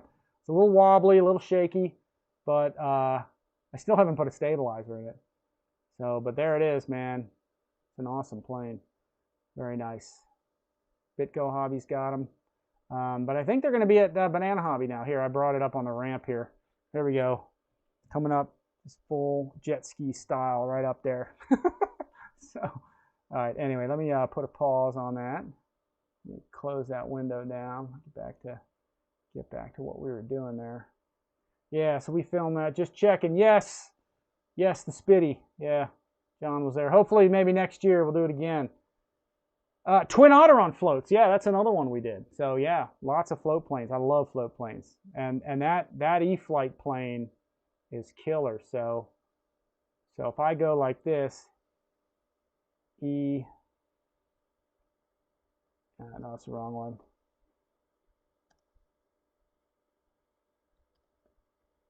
E-flite Twin Otter, RC Informer floats. Click it, see what we got. Yes, it comes up. So there's actually Amy, my girlfriend, filmed this one.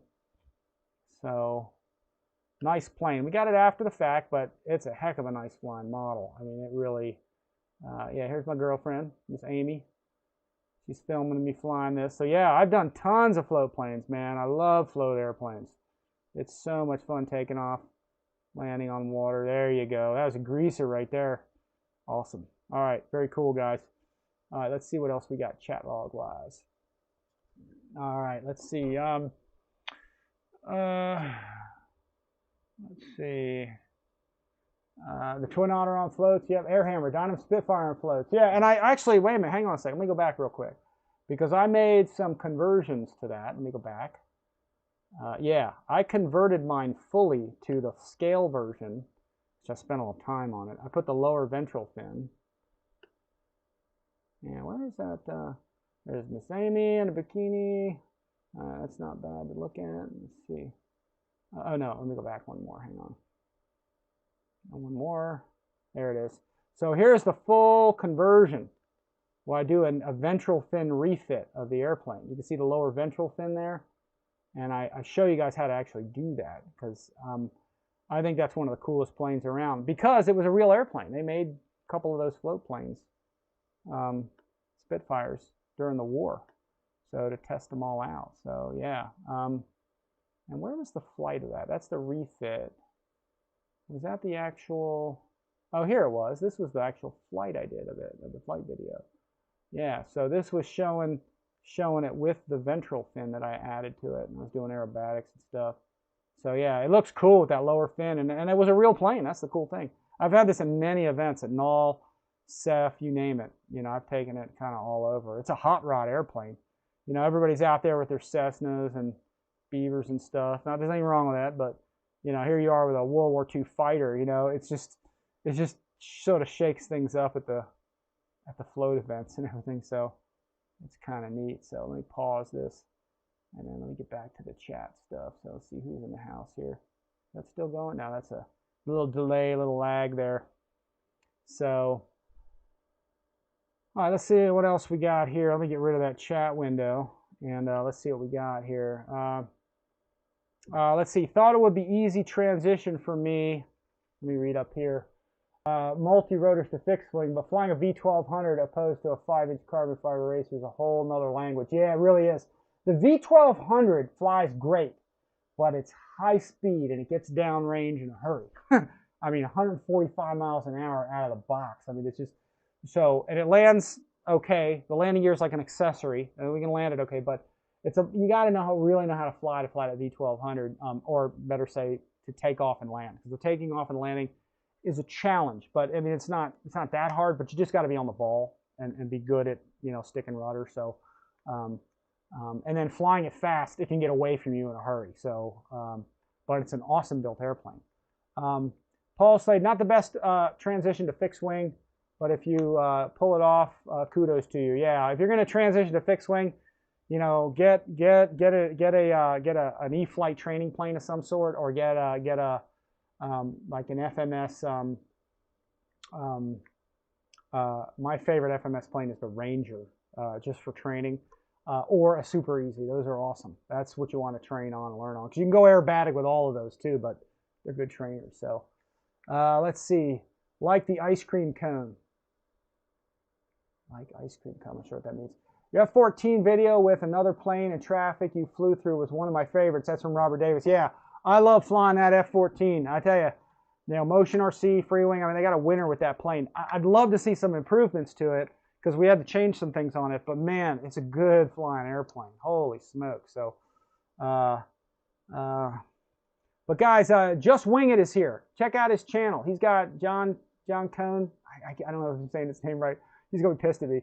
But he's got some good stuff at Just Wing It, so check out his YouTube channel and stuff. So he films some of my stuff. We help each other film when we're at events and stuff. So, but yeah, he's got some nice stuff. And he filmed that whole Dynam thing for me and filmed a bunch of other planes. So we help each other out. So he helps me out probably more than I help him out. But, you know, he's a good guy. So let's see. Paul Slade. Supermarine, yeah. My Twin Otter landing on the metal roof was a huge Puerto Rican family. Wait, I got to read that. My Twin Otter landing on the metal roof were this huge Puerto Rican family. We're having a barbecue at the park in Savannah, and they all mudged me when I did my walk of shame. It's funny. Maybe that wasn't that funny, but let's see. Wreckham Royce is here. Shadow Ops, Pay It Forward. All these guys are in town. Thanks for coming, guys. Let's see. TNRC Arrows, Bigfoot. I have not flown an Arrows Bigfoot yet. I've got the Husky Special Edition, which is killer. The Arrows Husky has a float set. Yeah, I haven't had mine on floats, but I should get one on there. Who immediately embarked on a series of cleanup designs using their experience with Schneider Trophy seaplane starting point. Yeah, who immediately embarked on a series of cleanup designs using their experience with Schneider. Yeah, I mean, it's a Supermarine Spitfire. The Supermarine was their racing plane company, so they made the Spitfire. I mean, that's, you know, so to have a Spitfire float plane, this only makes sense because they started off as seaplanes, all the Supermarine stuff. So, so that makes sense. Just Wing It says, it was an honor to spend the week with you. Yeah, it was cool hanging out with John. Hopefully I'll see you next year. I don't know, we'll see. Hopefully you come, man. I hope you get over here because we'll do the same thing again. It'll be fun. Started with the Apprentice STS. That's from Robert Davis. And a Fun Cub. Yeah, that's a good plane to start with, the Apprentice. There's a lot of good training planes. Which jet is your... I'm not sure what that means. Air Hammers. Yeah, let's see what is that yet.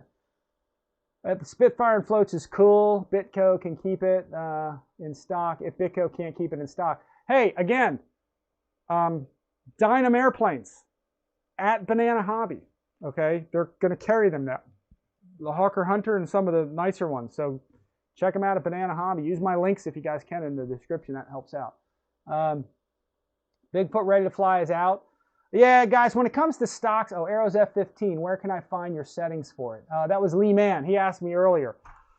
You know, probably take a look at the video because I don't have it all. Hang on a second. Let me see something here.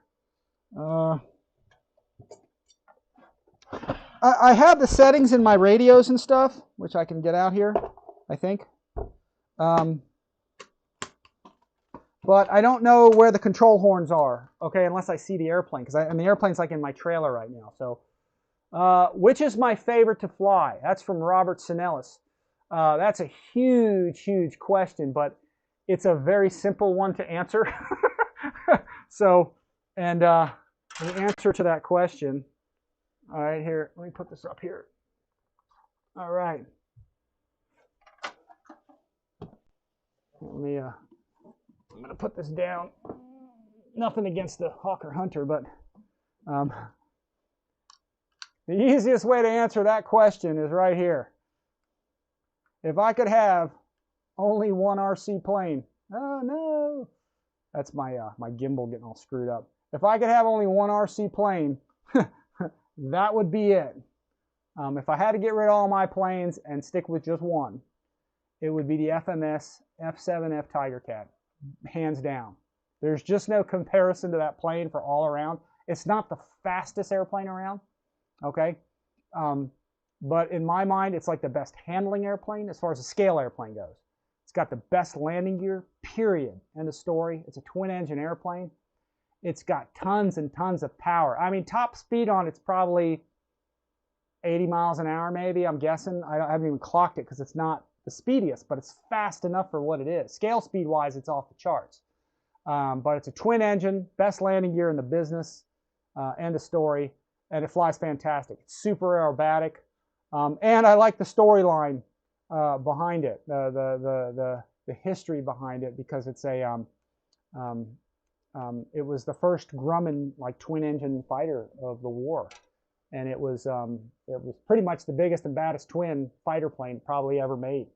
It was 4,200 horsepower, and in a single-seat fighter, it was just awesome. And it was originally, I always say this all the time, and so everybody's probably heard this 1,000 times, but it was originally given the name Tomcat. It was the original Tomcat, but the War Department they rejected that name because it was a little bit too suggestive of a name for the times, and so later the Tomcat, or the F-14, got the name Tomcat. But it was absolutely an outstanding airplane. I mean, there was nothing like the Tiger Cat. And even in today's world, it's probably the baddest piston twin, probably, in the world that's ever been made. So, but the FMS airplane is out of this world. I mean, it's just, they killed it. In fact, when Flightline came out with theirs, I told the factory, they said, we're making ours. And I said, well, look, and I told this to the factory owner. I said, look, you got to make it bigger, more powerful, faster, and you have to make it better in every way, or don't make it, because they already have a nice one, a decent one out, and they blew the doors off it. I mean, the landing gear is mind blowing. It's all aluminum over center braces. It extends and retracts just like the full scale airplane does, except it's electric driven, actuated instead of hydraulically actuated. So, but it's got the best landing gear. It flies fantastic. I don't have any flight stabilizers in any of mine because it doesn't need it. It's got a nice big dihedral, but it's maneuverable like a fighter plane. I've got so many videos of that plane on my channel, and it is my one favorite airplane. And it's easy to fly. It's not hard. It's got big, wide landing gear, side to side, front to back. All three wheels are aluminum, or ball bearing supported, and they all have compression struts, all metal gear. I mean, but the construction of it is awesome. I think it's 16 screws to assemble it. Put your spinner nuts on, you know, plug it in, trim it, tune it, you go. So you really can't beat the FMS F7F Tiger Cat. So I think as far as jet goes, if you want to talk about scale jet, it's probably the Freewing F-14. I mean, I fly that the most everywhere. It's the most unique because the swing wing, it's easy to fly. Again, I don't have a stabilizer in that plane. It doesn't need it. It's such a good flying airplane. The F-14 was, I think the full scale one was just, it was an easy airplane to fly. And it just looks fantastic. It gets the crowd. Freewing in motion, they put a lot of lights on it. And Ray's afterburner kit makes that plane like the dusk flyer. I mean, that plane, that's my show plane when I go to events, just to show it off because it's cool. It's probably the coolest thing out there. You just have to set it up right with wings, when the wings are swept. When they're extended, it's easy to fly. It's like anything else, like flying a trainer. So let's see what else we got. The Dynam at Banana. Yeah, Banana Hobby is carrying Dynam. I don't even know if they have any listings of it. Let me look and see. Actually, let me see if I got Banana. Here, Banana Hobby. Here, let me go to Banana's site. Let me add that on there. Banana Hobby. Let's see what we got. Yeah, Banana Hobby people are cool. They're putting out some of the nicest airplanes. Even their small warbirds are super awesome. And yeah, there's the T-28.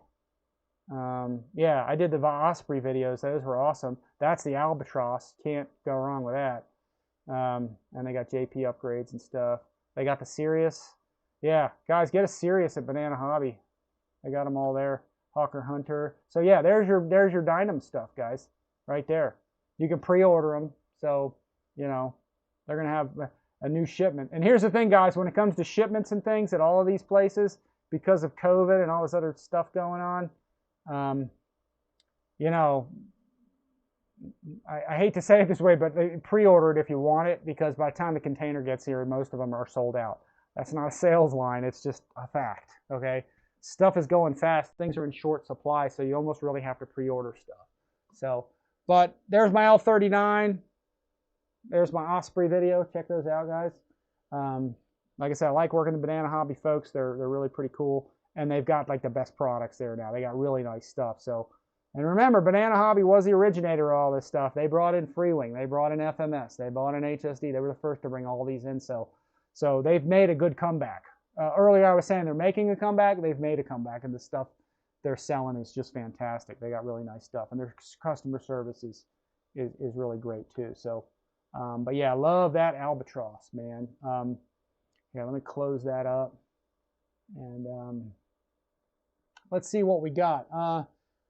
Let's see. Freaky Fast RC is saying, how do you set up E-tracks on your transmitter? I'm not sure how to answer that exactly, because most of the time nowadays you just assign it to a channel. Usually it's channel 5 is retractable gear, and then you assign it to a switch. And in most cases, it's this back switch right here. That's your landing gear, down for down, up for up. And that's about all you do. It's just up and down. So I'm not sure how to answer that question exactly. Let's see. Dynam, I should fly them because I crashed so much. I have the Dynam T-28. They forgot. So Robert did. They forgot a few parts in the box, but I make do. Okay. Robert, where are you at? They should be able to get you parts for that unless you're far away somewhere. My favorite is to fly the next one in line. Yeah. Gonna have to check out that Dynamite Banana. Yeah, they're gonna be there, guys, and I'm gonna be doing some more videos for them on that stuff too, on the Dynamite. In fact, the Hawker Hunter, which I've had here for a while, I do have to get to that. So, and we'll unbox that and get that out of here probably in a future video. So, but I got that to go. I've just been busy at work, folks, and so sometimes it's hard getting to these, and I got a lineup of planes here to show y'all. So. Let's see what we have here. Shadow Ops, have a good rest of the day. Thanks for coming, Shadow. And let's see, Guniac. That is one of the best planes that I have been holding off on getting, but need to get already. Is he talking about the Tomcat, I guess? He says, love that plane. Rich, did Steve get his receiver bind on his Tiger Cat? Yes, he did. Thanks for watching. Yeah. Yeah, and he got a flight on it. I filmed it yesterday. In fact, yesterday we filmed that L39 on grass. So we got a great video coming out on that. We filmed the diamond in the back. Got a great video on that too. And that's going to be on grass. And we also filmed the new BAE Hawk. And we got a great video. And then today also, I took the Hawk over to Moonport and had Gavin take a crack at it, and he flew the heck out of this thing. So he put two flights on this, and I filmed that today too. And then we also filmed the FMS 70mm F-16 and F-18. Gav flew it, I flew it. I gave those planes to Gavin. I had them laying around. I said, hey, dude, take these, set them up and fly them, because I only got a chance to fly them like once or twice because of busy and work. I said, get these going and we'll go fly them together. So he's been flying them, and so I'm giving Gavin like a bunch of planes so he can get them going, and he flies them and stuff, and we're flying them together and everything. So we're kind of teaming up, man. So let's see. Did Steve get his receipt? Yeah, he did. Let's see. Any thrust vectoring jets you like? I'll tell you what, about the only one that I've actually done a lot of flying on is the free wing. I'm going to type it in.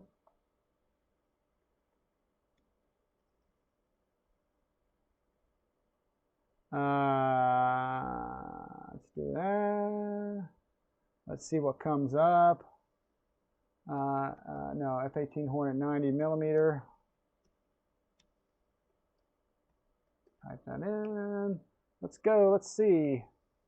Let me see if I can get a video of that on there. Yeah, so check these out, guys. Just look for the airplane, type it in. Here it is right here. Yeah, let me go back to here. Yeah, here's the thrust vectoring F-18 video that I made. Again, just type in F-18, RCINFORMER, and you'll come up with this, and you'll see I do all kinds of crazy stuff with this. This airplane did so much stuff. This is about, actually I take that back. There's two of them I flew. There was this one in the free wing, the Su-34, and I did all kinds of crazy stuff with these planes. Like you can see, I'm in a spin there. It'll do all kinds of cool maneuvering. I mean, it's awesome with the vectoring. So yeah, this one I did a lot of flying with. I actually still have this airplane, just haven't flown it kind of in a while. Where was this one turn I do is crazy with this thing. Yeah, this is the old, I think they talked about ordering some more of these a while back or something, but I don't know if they ever did. I don't think they did, because this is the plane in the Top Gun. That was sort of my over the top kind of sort of Cobra-like maneuver right here, but I just went all the way around with it. You can see how tight it did that. Watch this turn right here. Boom. That's your vectoring. It let me change direction. I mean, that was awesome. So nice bird. I'd love to do some more thrust vectoring. I'd love to do that Motion MiG-29 with the thrust vectoring and see how that does. But yeah, that was a long time ago, many moons ago, but I still have the airplane, so I may sell that one because I've had it for some time. Yeah, I really like that. I did the no, it wasn't the Su-34, I think it was. I don't remember. But yeah, no, that was one yeah, Guniac says, yeah, the F-14. Dude, you got to get one. It's a great flying airplane. It's all in the setup. But when the wings are extended, in fact, anybody that gets the F-14, when you fly it the first couple times, just leave the wings out. Don't even think about sweeping them. Just fly it normally. Wing sweeping is for high altitudes, high airspeeds. So we don't do any of that. So sweeping the wings back, we do it because it's cool, but it's really just because it looks neat. But And it handles okay, but you use a lot of power because you got to fly kind of quick. The airplane actually flies much better with the wings fully extended. So when you get your F-14, anybody, and you want to fly, just leave the wings out, fly like a normal airplane, don't jack with any of that, have fun with it flying around. And then once you have it set up, if you probably already have it set up for sweeping, do it at high altitude and test it out. So if you watch all my videos, that's kind of how I did it. We took it up there, we swept the wings back, see what it would do, and as long as it was okay, I just kept going. But if you got a problem, just hit the switch, put the wings back out, extend the wings, and you'll immediately, have better control. So yeah, Steve's awesome. He's a real great camera guy. Steve is just cool as heck, man. And he can fly. He does a good job flying. So and I'll get that Tiger Cat video out as fast as I can edit it here. So let's see. Guniak said he had the Sky Sword and loved that bird. Gonna have to get the new Diamond. Yeah, it's a nice airplane. The Diamond they did a beautiful job on. I couldn't believe. It looks like it's hard to fly, but it's not. I probably would I put a stabilizer in it, an FMS one actually, and it stabilizes it because it's a funky configuration. It'll rock a little bit. Same thing, just like the Taft Hobbies Valkyrie. Same configuration, T-tail, swept wing, and they just have a little oscillation.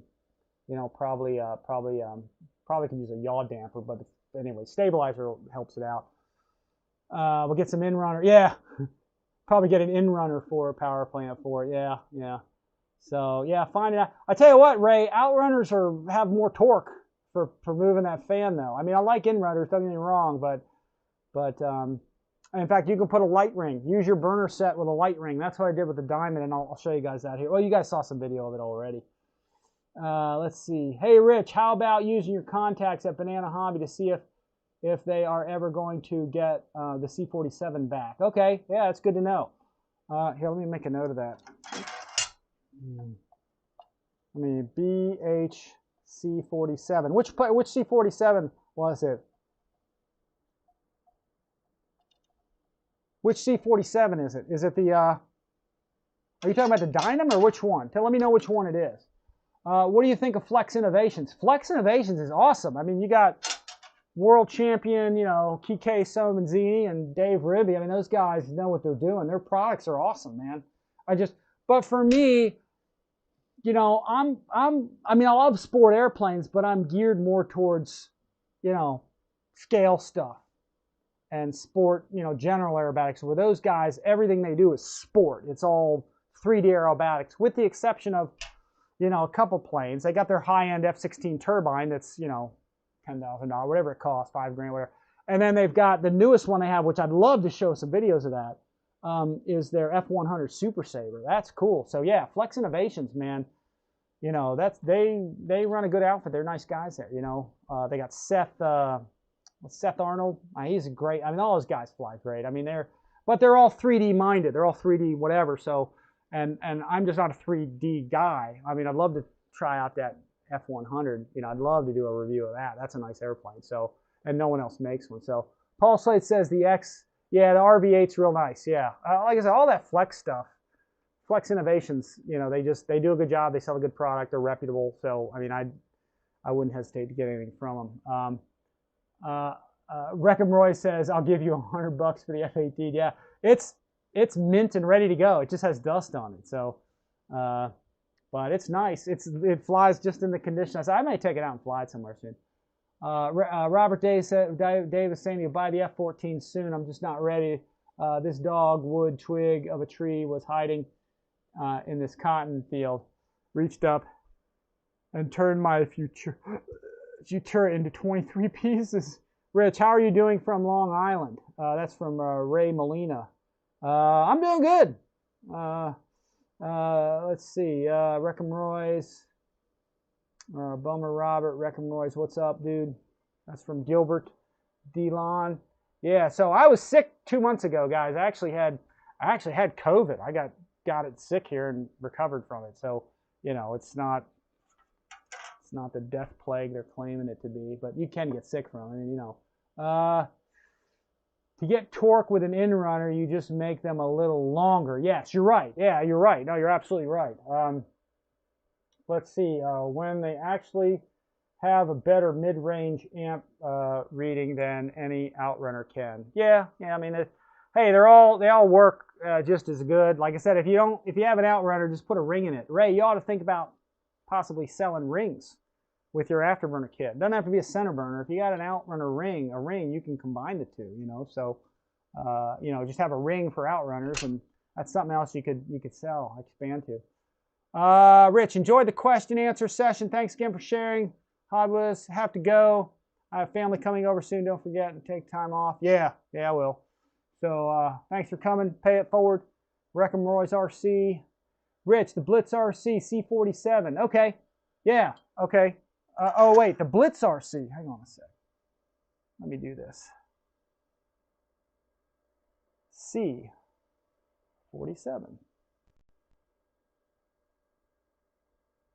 Let's try this. Is this the one you're referring to? Let's go to this one. Looks like there's parts. Is this the one you're talking about? Let me know. Price $279. That's the ready to fly. Let's look at this one. On sale. Alert me. Okay, this is not in stock, I guess.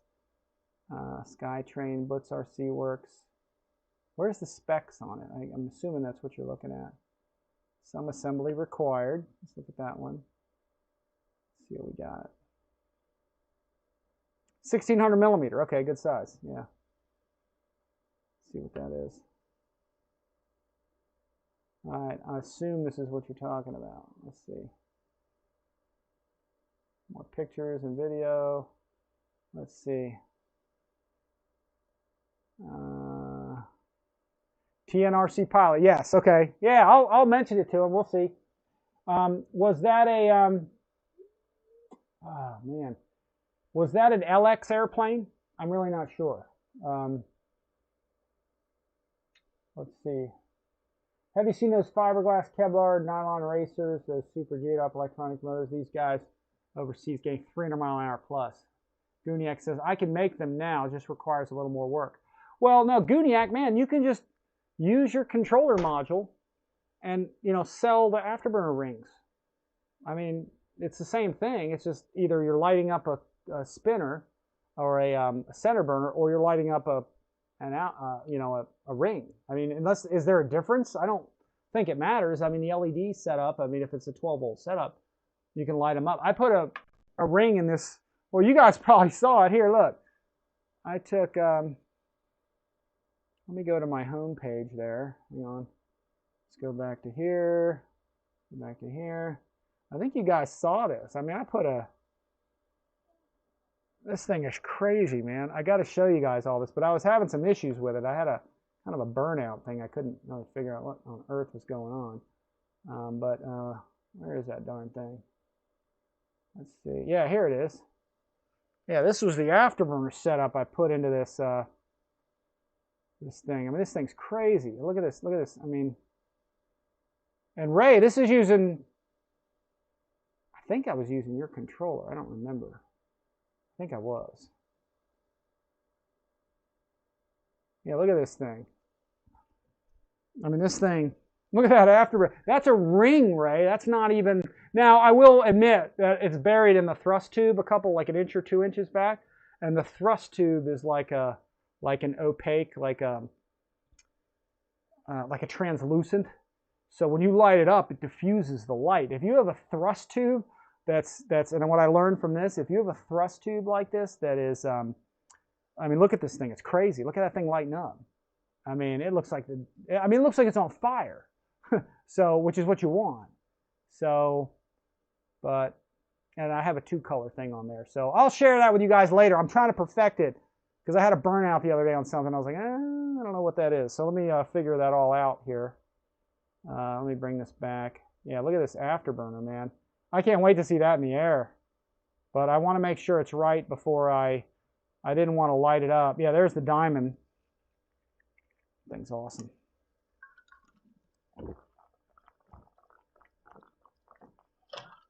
Oh yeah, baby. All right. Let me check my other camera. Is that working? Yeah, it's working. Yeah, this afterburner, I mean, it's just, it is ridiculous how much that thing lights up. But I'm still working on it. It worked fine the other day, but I had one kind of thing melt down on me, and I'm not sure why it did that. So before I tell everybody, hey, go do this, let me make sure it's not going to cause problems. So, but yeah, check that out. That's an outrunner my Outrunner, but I have a ring in it. So, but any airplane you have that has a thrust tube that's made out of that like fiberglass stuff, but it's translucent. It diffuses light like that, and holy smokes! I mean, that's like what it goes. Look at that! Look how light! Look how bright that thing is. It's every bit of bright in real life that it is on the in that video. So anyway, let me kill that. So yeah. Oh, you said it had. Yeah, okay, that's it. It has retracts. Okay, I'll mention it to Banana Hobby and see if they're getting it. Do you know TNRC? Was that a LX Models airplane? Do you know? I'm not really sure. Let's see. Yeah, I have strips of that work in my controller. Yes, it was. Just requires some extra work. Yeah, look, the flicker's awesome. Wait till I get it set up and going, and we're gonna fly it on a dusk day, and freaking that thing's gonna be cool. Yeah, Wreck-'em Roy. It's a special combination I put together with Ray's burner, his module, and a light ring I got, and it's cool. Had to go in the ring. I was never able to get the other afterburner.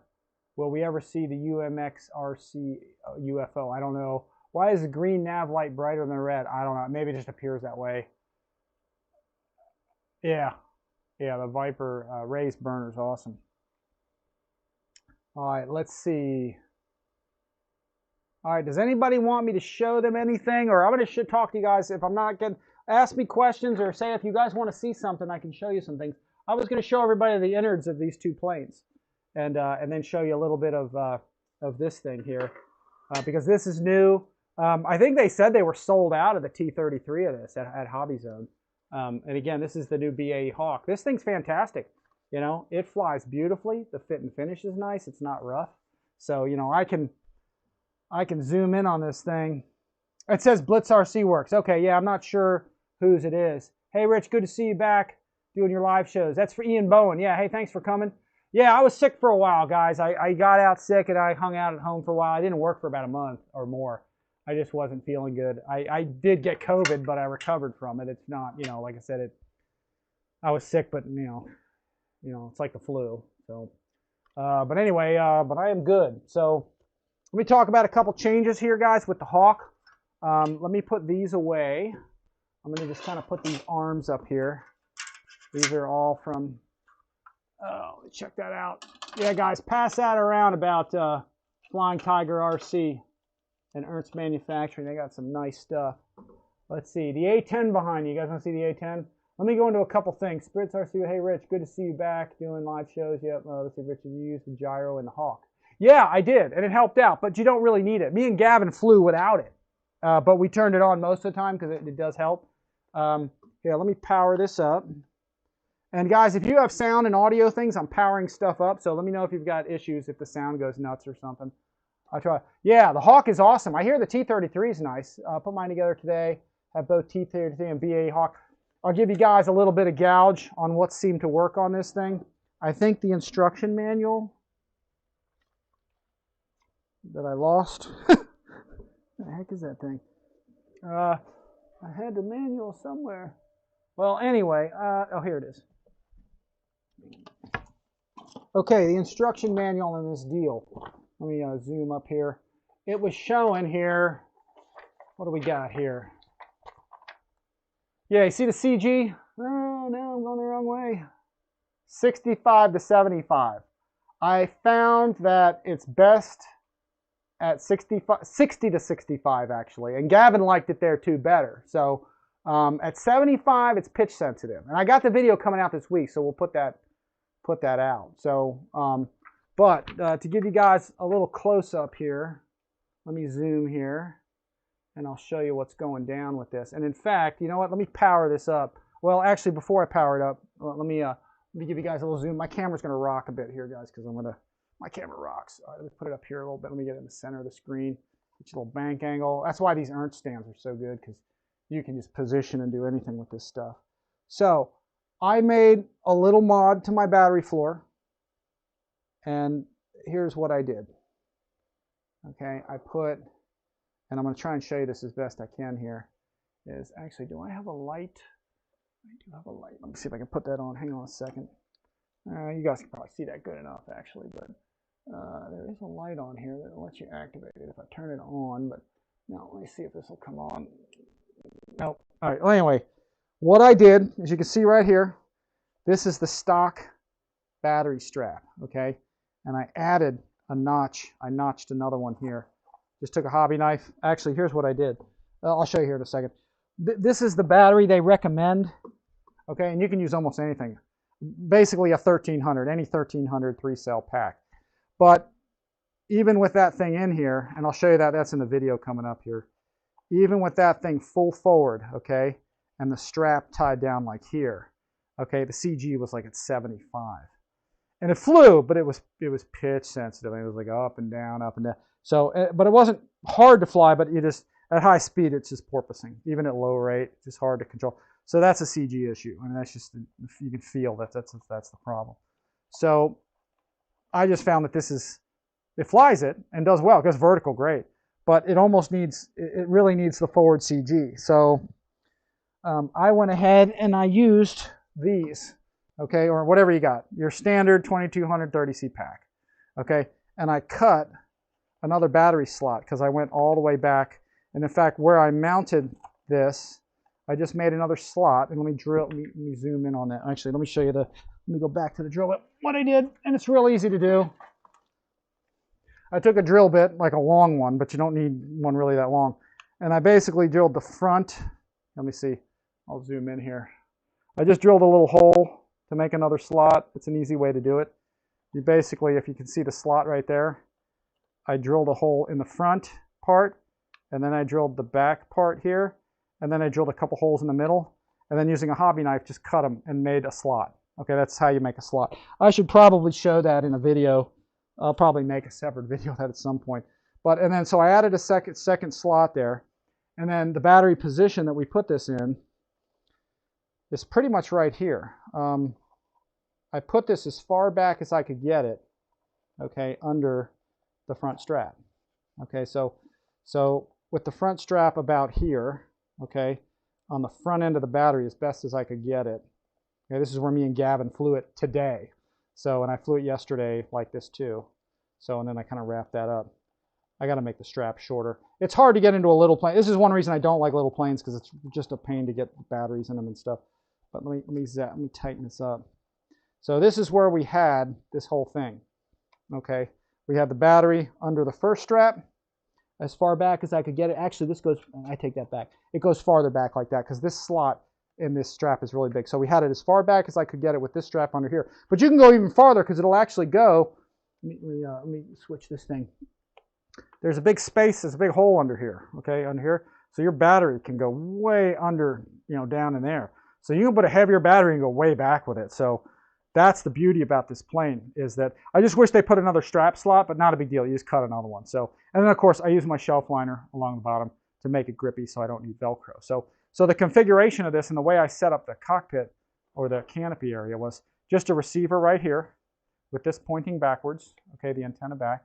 And then the other one I put right down here. And it goes down into the floor. So one's going that way, one's going this way. So one's there, one's there. And then there's the stabilizer. Make sure your stabilizer is taped down. If it's moving, okay, your airplane stabilization is going to be crazy. So obviously you don't want to have that. So I will plug this in, and this is set up in flying condition the way this is right now. Okay, let me let the stabilization work. Yeah, there we go. So that's all set up. Let me put my throttle kill on, which it already is. Okay, and this is a little hokey, the way that I did this. Okay, but the deal is, the way this is set up, okay, is that there's so much space in the canopy. I didn't want to tuck the wires under there. I didn't want them to go in here because I didn't want them to be in the way of the servo. So I kind of went outside the box a little bit and just let the wires stay right there, because you don't want too much touching, okay, your stabilizer. You want your stabilizer staying kind of isolated without things bumping into it and stuff if you can avoid it. So I did have the power wire running along the side here, but leave that alone, put a receiver here, because check this out, and I'll show this in the video. Look at how much space is in here. There's all this space up in this canopy here. So I took a hobby knife and I cut away this little blob of, I don't even know what that's for. There's another one here, but anyway, I cut this away because there's all this space. So you can see real easily that all the wiring and all this stuff literally does fit down into here. Actually, let me unplug this for a second. Let me turn this the other way and see if that helps. Let me get this out of the way. Yeah, that might help, but yeah, maybe not. So let me get that down. In fact, let me wrap this up. I'm going to use this to wrap this wire up and get it to stay down there. There we go. So this runs along the side, and all these wires sticking out right here, okay, I want them up here because I want to be able to use that hole down there to put a battery if I want something bigger in there. But look how nicely from this profile view, when you put this down, there's so much space there to keep those wires. So again, I went outside the box a little bit on the wire storage and just leave these right here. It's not going to affect anything, and it shouldn't. So it doesn't mess with the stabilizer. These don't move much, so, but that's how that is. So this thing's all initialized and stabilized, and you can see here that everything's good to go, and it flies great. So again, with the battery in that position, we're flying it at about 65 millimeters. And if you put a heavier battery or you shift this forward, me and Gavin found that 60 flew best. Or we both think the 60 millimeters actually flew best because it gave it the stability that it needs. You can fly with it farther back, no problem with that. Okay, but it seemed to fly well there. Nice hand launch plane. So let me get back to, let's see. Just put mine together today. Just put mine together today. Oh, you got the T-33 and the BAE. Have you flown them both? What do you think of which one do you like better? Let's see. Just order Roaring Top 1800 3S. That'll work, yeah. If you guys have 2200s, because most everybody has 2200s, you can use your 2200s. If you got a 2600, you can probably use it too. I bet it'll take the weight without any problems. It took our 22s. We actually put in, I don't think I have it here, but we put a 2200 3-cell 80C pack in it, and it flew great. So, but this is a nice model, guys. I mean, they really did a good job. If you guys want to see the unbox of this, if you didn't see it, like I said, I did a live kind of unboxing. It was a little choppy. We had some kind of connection issues and stuff, but man, they killed it with this. All right, see, this is a plane I can zoom in on really close, okay? And you guys can see that the fit and the finish of it is super nice. It's not grainy. It's smooth as glass, pretty much. They just did a beautiful job on the finish of this. So when you get this thing, guys, I think the T-33 is probably about the same. But the underside of it, to assemble this airplane, okay, you got 4 screws. Let's see, 1, 2, 3, and 4, okay? So, and that gets the wing on. The tail, we glued that on. This whole tail section is one piece. So, and you just put some glue on there. I used Zappo foam safe to do it, and which I think is the best CA around. When I'm putting my foam planes together, the Zap people are really cool. Carol Tiano sells this stuff, wife of the late Frank Tiano, but the Zappo foam safe I think is the best because it's not super thin, okay, and it's not medium. It's kind of between the two, so it's like the perfect thing for. It's not thin where it runs all over the damn place necessarily, and it's not thick where it's just globby, and because these things are precision like laser fit the way they go together. So you don't want to run it all over the place and you don't want too much. This is like perfect. Plus, it doesn't overheat and melt the foam at all. We won't have that issue. So, but yeah, they did a killer job on this thing. Let me go back to the upper view because you can see I got glue all over mine. I didn't do the best job gluing it, but this whole thing just glues together here. You just put the whole back piece on. And then once that's done, you got your 2 connections in the back. You just make these 2 connections. And you may have to twist 1 or 2 of them once you get it set up. And then the ESC, or the, what is it, the motor compartment, you know, that just comes off really kind of that nice. Let me see if I can zoom on that. And I think it's tiny. I don't think it's screwed in. I think they actually glue the fan in. So I don't think it's something you really can take off unless you're really doing some maintenance and then just glue it back in with foam tack. I think. I don't know if there's screws underneath here. These are just magnets, but you can see there's just kind of 2 magnets here that hold that thing together. So you just pop that in place. You can see the ESC is way in there in that hole. And then you just put that right on and that's it. I mean, it's a real nice fit. I mean, they killed it. And then your tail fins, your ventrals, these work good. You see there's dirt on them because me and Gav were flying it today. It's one piece all the way around here. You see that center bit of foam, but it's because these are kind of used as a skid, actually, believe it or not. So, you know, and then there's a skid up front right here, little air intake, and then you've got your fairings right here. They're super nice. So those are the things that skid, and then the center, and then there's your hand grab there, so you can kind of hand launch the airplane. It's perfect. You'll see Gav launch. You'll see me launch it, throwing it straight, and it goes right out. You want to launch it just slightly nose up, just a little bit, full throttle, and just give it a good heave straight. But Gav was pointing it way nose high, and it would kind of tip stall a little bit. So just throw it straight out there. It's very easy to launch. So I got it balanced in the right place for hand launching. So this thing, yeah, real impressed. Again, I'm not a hand launch belly land kind of flyer, but this is one I'll take to events with me and stuff because it's clean. It's real sharp. Don't have to do any crazy mods to it. Like I said, I just added an extra strap so I can get a bigger battery in it, and I think it's better suited for a bigger battery. So let's see what we got. Yeah, it's a nice little plane. Let's see. Ian Bowen says, "Thanks, Gudiak, for sending me the afterburner from your international competition. Rich, awesome bit of a kit." Yeah. Yeah, it's good. Haven't done the maiden yet. Waiting for receivers. Yeah. So, but I would balance this, guys, at the forward limit, 65, or maybe a little part of forward, but it flies smoother that way, I think. So, and I didn't change anything. I used the outer hole on the horns back here. So, and the ailerons were already set, so I didn't even mess with those. I just made sure the ailerons were neutral and the elevators were neutral, you know.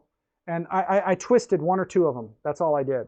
I twisted one or two of the, maybe three of the linkages, just to get them a little, maybe like, I'm talking like a half turn or turn and a half or something, just to make sure they were equal, just make sure they're set up. Otherwise, there's really not much setup in this. This thing runs fantastic here. I'll even run it up right here.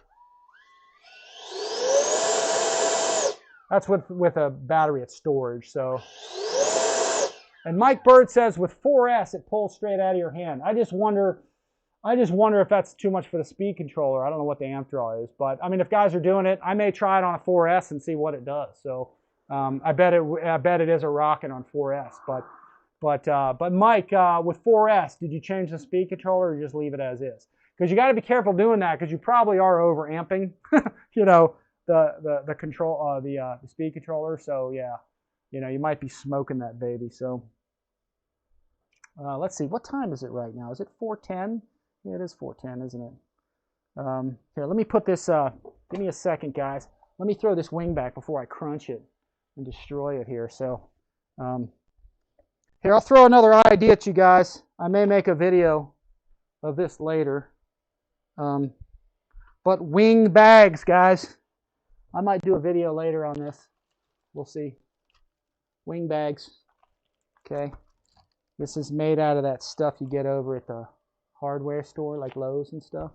So I used to buy one or two bags like this, but then I kind of these.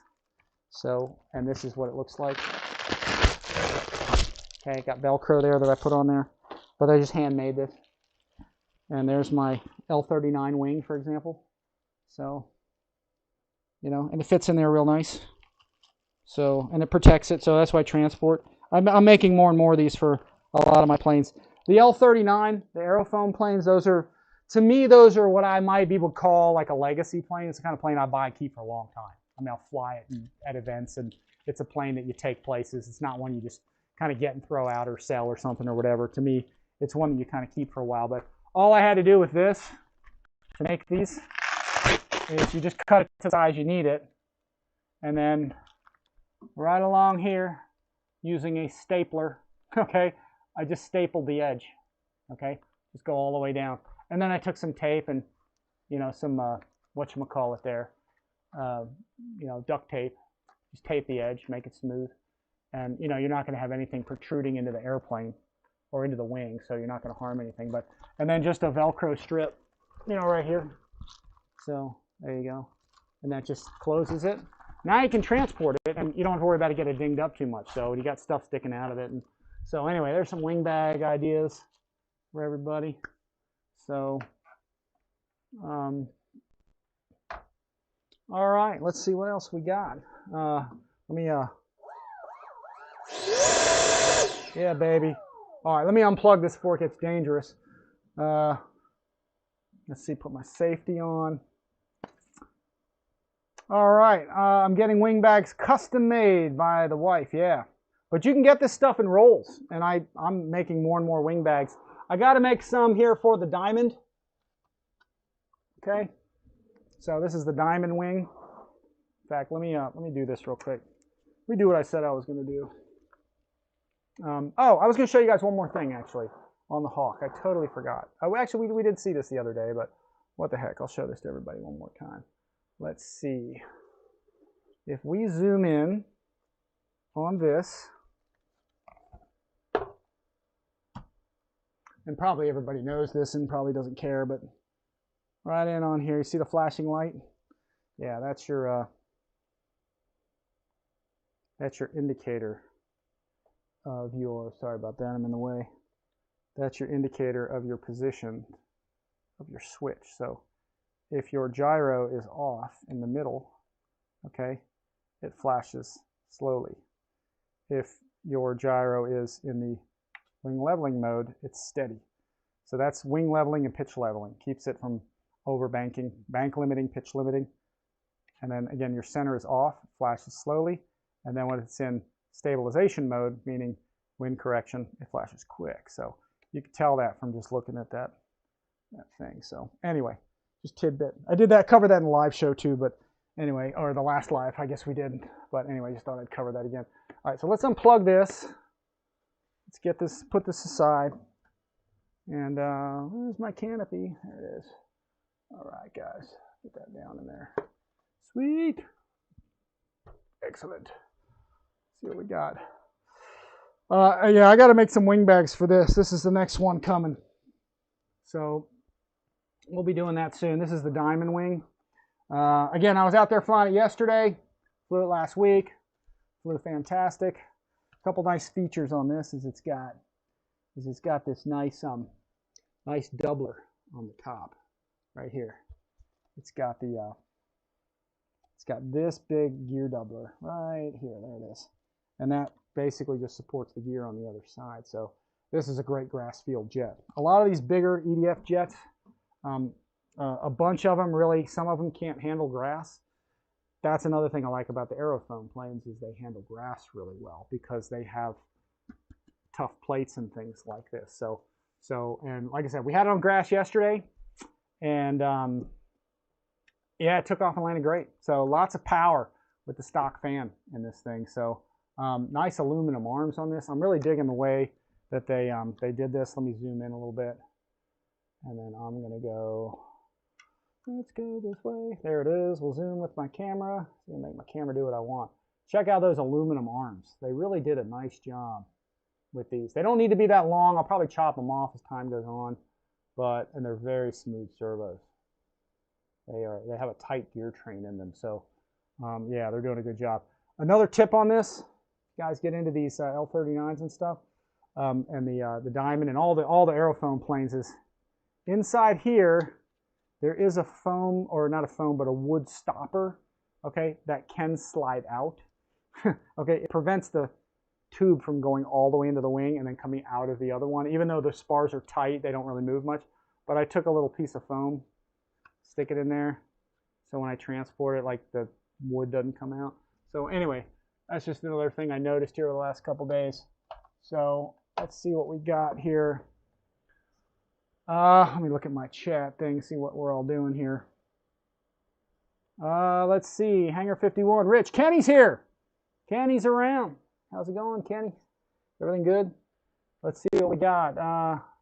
Roach Coach flies 4S also. Okay, has anybody been flying the Hawk here, or the T-33 on 4S that has had a meltdown? Okay, that's what I want to know. Has anybody smoked theirs yet? Because if you've smoked it, I'm kind of curious. But if it's hanging in there, man, I'll be out there next weekend with 4S to try it out. Yeah.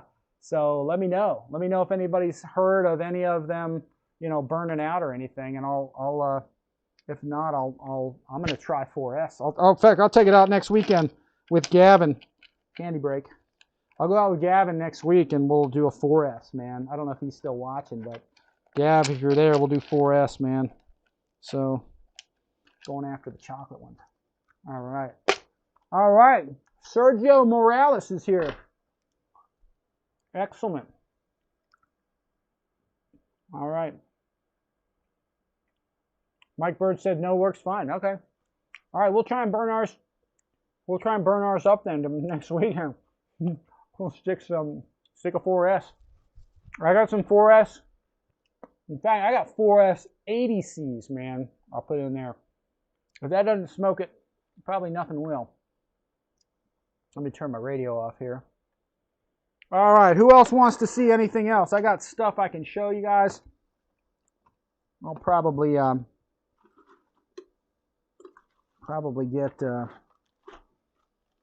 let me put that in there. We can get something out of the box. I can show you, actually, I meant to show you all the L39s and stuff like that. Let me get, let's see what we got. Let me look at I got a checklist here. Let's see.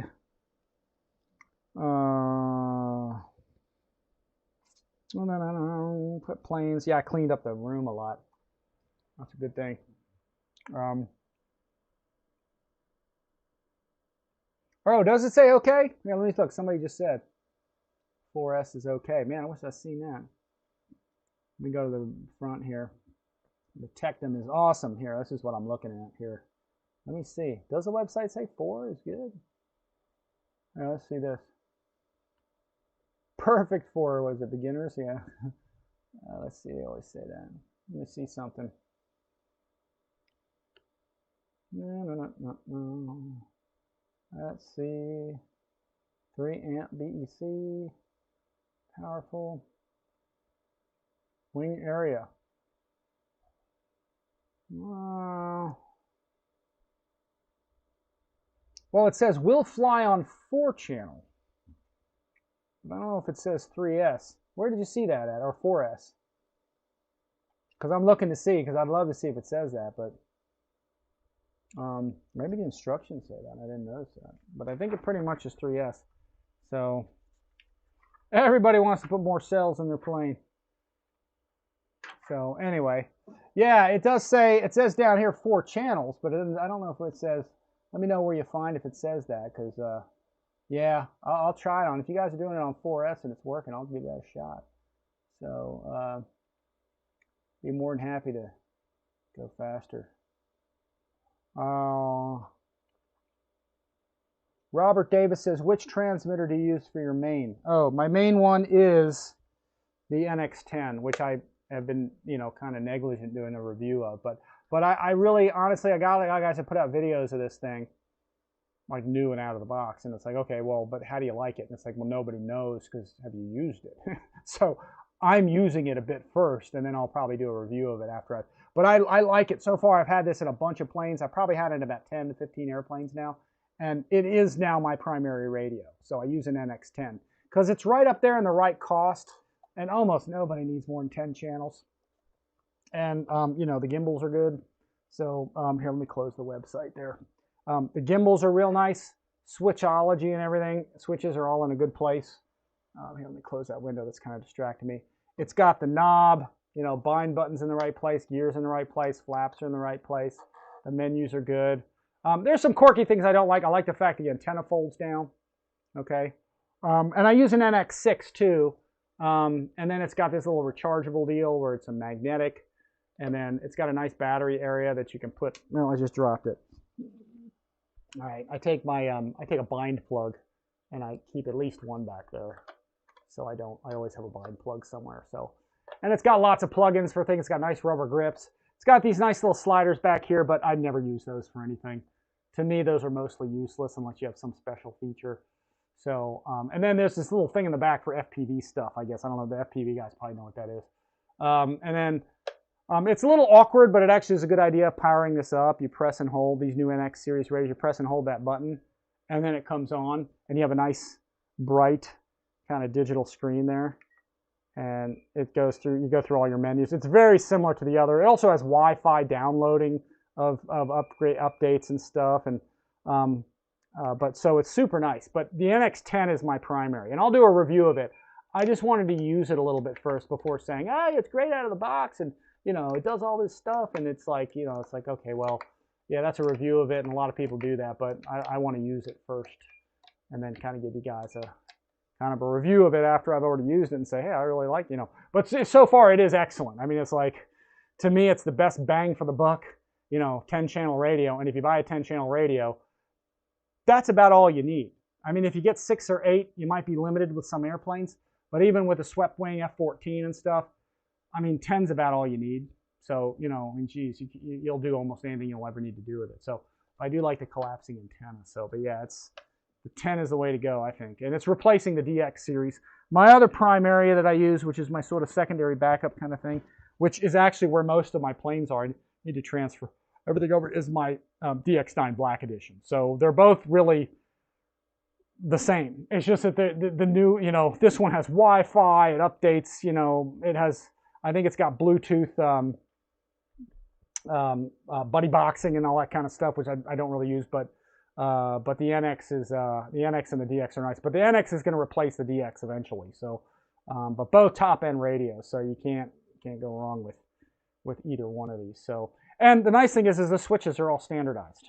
That's what I like about Spektrum. With Futaba, they change their switches on everything, and that's what drives me nuts. Is that, you know, if you take a look at, let me go here. Standardization is everything when you're flying or handing a plane to somebody else or something.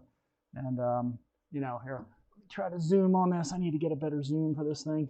But like switches, for example, your landing gear is here on both radios. Your flaps is here on both radios. You have a long switch here for wing sweeping or flight controllers. You have your bind button here in the same place. You've got this back switch that, you know, you can use for something else like speed brakes or something. I use this for my throttle kill. I put red, you know, wrap around it. This one here, I still have to do this to the other radio, but this one I just wrap some heat shrink around it so it's yellow and black and it looks official and important, like I'm going to do something serious with that. That's wing sweeping and stuff. So my F-14, that kind of thing. But they're standardized. The controls are all the same. So you can pick up one radio, grab the other, and all the switches and everything, it feels the same. And that's the best thing about, one of the best things about Spektrum radios is the standardization. And they have the best menus. There's no doubt about it. Spektrum has better menus than anyone. All these other planes for, all these other radios for airplane use and all this fancy stuff, the radios the menus are, you know, trying to figure stuff out. And Futaba, like on one radio, I love Futaba, don't get me wrong, but you know, you'll have a gear switch here, and then the next one, the gear switch is here, and then they get this one's spring loaded, and you know, it's like, geez, man, you know, and then you're flipping switches wrong when you're, depending on which radio you're using. So from radio to radio with Spektrum, the standardization of the switchology and everything, it stays the same. So when you get a new one, it's, even though the features are new and the technology is new, it feels like you're flying the same radio and you don't have to change your way of doing anything. So that's what's awesome about Spektrum. So, or one of the things that's awesome about Spektrum. But yeah, NX10, you know, that is the radio in my mind, in my opinion. So just because it's got the channels. Again, the NX6, which I do use. Here's my 6. Actually, my 6 is right here. Get that. And the 6, the good thing about the 6 is it's inexpensive. You know, switchology is the same. Here, let me switch back to here. This is my, here's my 6. So switchology is the same, but there's fewer switches because it's fewer channels. So you got your bind button. It doesn't have a knob, but you don't need it. And the beauty about it is that, again, standardized menus are the same. But the cool thing about it is that you can fly, even with this 6-channel, you can fly, I think, any of the bind and fly airplanes. And, you know, you could still, there's switches for things, digital switches for stuff that you can activate and deactivate. So really, it's not a 6-channel radio, it's a 7. Like, you can go into reverse thrust with a switch, even though it's only a 6-channel radio. It's an extra function, but it's done digitally. So this will allow you to do that. Then turn your gyro on and off, that kind of thing. So there's a lot of forward programming stuff that you can do with the 6. But the 6, if you're on a budget, it will fly all the bind and fly stuff, which is nice. It's just less features, but man, my timer's going there. It thinks I'm throttling up here. Let me turn that off. Yeah, there we go. So anyway, but I would go NX10 if you guys can. It's pretty much most bang for the buck. I mean, you got the IXs, which are nice. I mean, you got the, what is it, the IX20 or something? Yeah, I'd love to get one of those. I don't know what I'd use 20 channels for. I think the gimbals are a lot better than that, but it's also bucks. You know, you're paying some money for that. So, but yeah, that's nice. I mean, if you can get one of those, get one. Yeah, the NX8's awesome. That's from Snow Valley Park. I'm going to research the black section of that NX10. Yeah, I like the 10. It's my primary radio. Let's see. You guys, oh, a lot of you guys have NX8s. Robert Davis has an NX8. And yeah, it's good. Honestly, when it comes to radios, bottom line is buy as much radio as you can. Because you never know if you're going to stay in RC, buy as much radio as you can. If you can afford a 12, you can afford a 20, you know, and you're going to be in RC, get it. Because you're going to be able to expand and do anything with it. And it's got nice gimbals and stuff. But 10 is really all you need. I mean, I've never really had a need for more than that. I might get into some planes soon that maybe need some more than that. But if you can get 10, but if you can get 8, most of the time you can do anything you need to do with 8 most of the time too. 8 I found a little bit limiting. Only when I get into something like an F-14 with swing wings, something with speed brakes, with wheel brakes. You can't do all that unless you got, Mike Bird says he loves his NX10. Yeah, it's pretty much the way to go.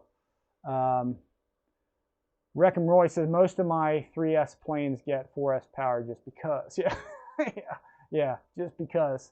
Yeah, why? The best reason for climbing a mountain because it's there. That's right. Can we see your new rack system? Oh, Ian Bowen. I guess he missed that. It was earlier in the video, but yeah, I guess I could pan around a little bit and show you here. Yeah, love my NX10. That's Lee Man, and what's funny is the IX series don't have the capabilities of the NX. Yeah, it depends on when they're developed. Unless you get an IX20, yeah, okay.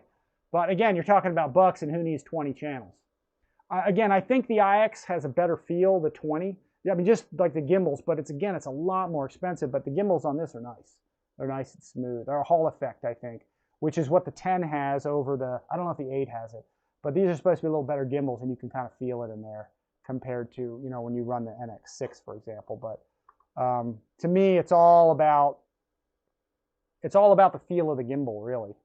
So, but the ease of programming on these Spectrums is like the best. So, Futaba, as much as I like Futaba, and I've had a lot of Futaba radios, it just always seemed like I had to do a lot of mental stuff. Or I had to, how am I going to get the flaps? It didn't have a flap menu, and maybe the new ones do. I don't know. Yeah, and Robert Davis, you probably won't need more than 8. So, only a matter of time, Robert Davis, and someone will fork OTX for all the touchscreen radios. Let's see. Bought the i12 off a mate. A lot of people rubbish this radio for being too slow, but it seems fine. Yeah, I mean, I've heard the iX12. You like it or you don't like it, but I don't know. You know, it's all these things are personal preference, but I just think the NX series is replacing the DX, and clearly it's almost the same switchology and menus, but it's better, it's updated, it's improved. There are some still things I like about the 9 that the 10 does differently, but that's just probably because it's different, you know. So anyway, so let's move on to something else, and then we'll probably wrap up. But let me get on a couple other things. Let me put this down over here. I'm going to move this so I can get to some other stuff. Let me walk over here real quick. You know, fumbling over stuff. Oh, you guys want to see the plane setup or the stands? Yeah. Ian asked that, I think. Ian came a long way for this, so you know. Where was Ian? Ian said he wanted to see the plane rack system, so, and that was only like a page or two away. So, love Futaba and Jetty, but lots of bucks. Yeah, I know a lot of guys sport the Jetty and some of that stuff. And it's cool, but you got to buy their receivers for it. Like, I don't know, are there aftermarket receivers for that stuff? It's like, you know, I say, hey man, this is, you know, let's check it. And I took a look at one guy's at one of the events, and I was like, yeah, that's sweet, but it's like $3,000. You know, it's like, man, I don't need $3,000 to control my plane with. I mean, and then how much are the receivers? Oh, like 180. I'm like, oh, yeah, that's kind of. I mean, most of these planes, a lot of my planes, I got a Hobby King $18 receiver in. You know, actually the new ones are like 28 for like a. Do I even have any of those around? But anyway, bottom line is you can't use the aftermarket receiver, or at least I don't think already for Jetty. So you got to pay for all that high end stuff. And it's like, man, I just want to, in a lot of planes, I just want a $20 or $30 receiver to put in them, honestly, and just go fly them. You don't need to go crazy on this stuff. Let me do this. Let me get my Mega Stand out. This is a Ernst Mega Stand. All right, so, and let me pull this L39 up and out of here. I've got this on my, another American-made product is, here, let me see. Another American-made product. And I think he's still making these guys. This is good for desktop stuff too. You know, again, I'll reiterate again. Here, actually, let me just change the camera here. All right, the Cruisin' airplane stands. Check it out. I think it's cruisin.com.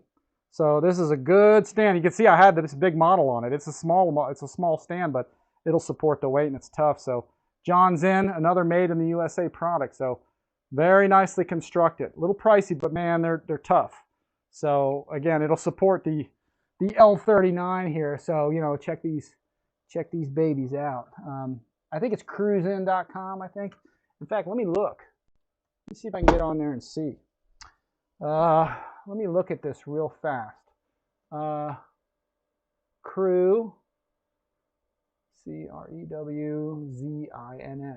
Yeah, Cruisin' Stand. Let's see if he's there. Arrows, Instagram. I don't know if he's still on there. Let's see. Cruisin'.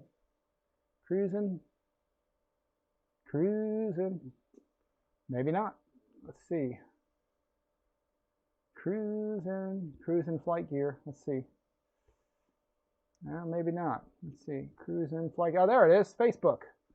So does he have a website? Shop on the website. Let's see. This is John Zinn sells these. Oh, it's down for maintenance. So I don't know if that means maybe they are gone. All right, I'm trying to help him out though. All right, hang on. I didn't have. Yeah, okay. Wasn't showing you. It says down for maintenance. So all right, there. But I found it on Facebook here. Cruisin'. Sorry guys, I was looking at it, but I didn't realize you all couldn't see it. So anyway, there we go.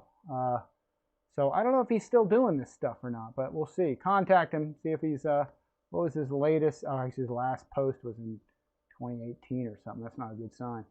All right, well anyway, I'm trying. Made in the USA. So, cool airplane stand. So here, let's get out of there. All right, guys. Got the L39. Let me see if I can get to this. Let's go to there. Let's see. Ian says he bought the. Oh yeah, that's right. Finally take down air scout. Let's see. Love Futaba. Yeah, you can buy these reprogram AS3. Okay, you can reprogram these AN3X Spektrum receivers to come with the bind and fly. You can reprogram these AS3X Spektrum receivers that come with these bind and fly. Yeah. Well, I don't know what you mean by reprogram, but love them Cruisin' stands. John Zinn. Yeah, Zinn's a great guy. Yeah, John Zinn's pretty cool, man. He's a nice guy. All right, let's see. This thing is awesome. And I'm probably going to do a separate video of this later because I need to do a little more, probably detail on it, I think, for everybody. But let me see if I can get this. No, don't drop it. It'd be bad to drop it on a live show, man. That would be not cool. All right, hang on a sec. I got to maneuver a couple things here. I'm going to slide this over more. Okay, because we're going to go to our top cam, I think, when we do this, because otherwise it's not going to work. So let's see.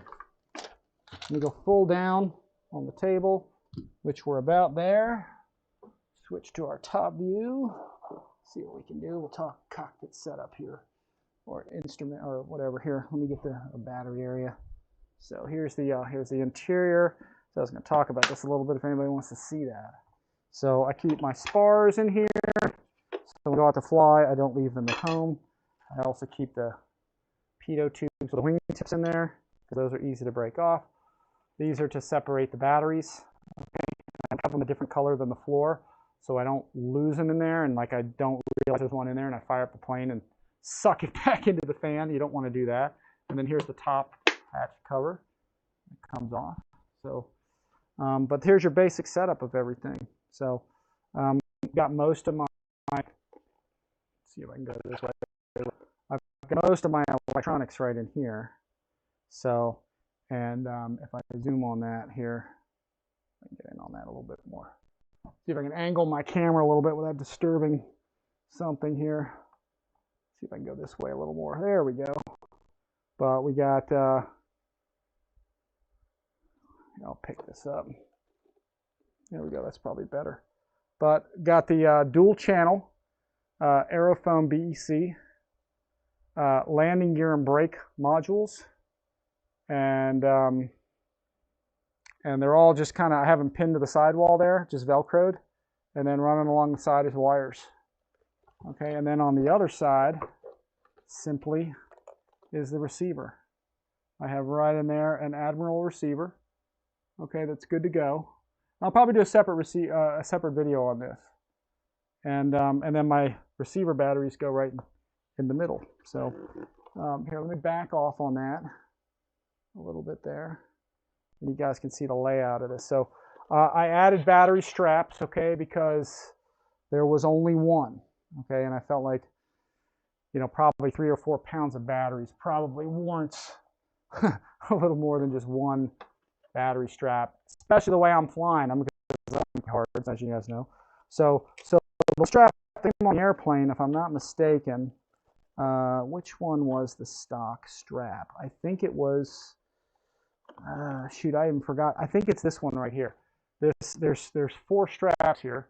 Let me see if I can go back just a little bit. Yeah, there we go. There were 4 straps on this deal, or 1 strap. This was the one. And I added these same way. Just drill a hole on the end and then through the middle, and then use a hobby knife and join them, and just make extra slots and put your straps in there, you know, and then you have four straps in there. So, but that's really that. That's all there is to kind of the configuration of that. If anybody was kind of interested in seeing that whole thing.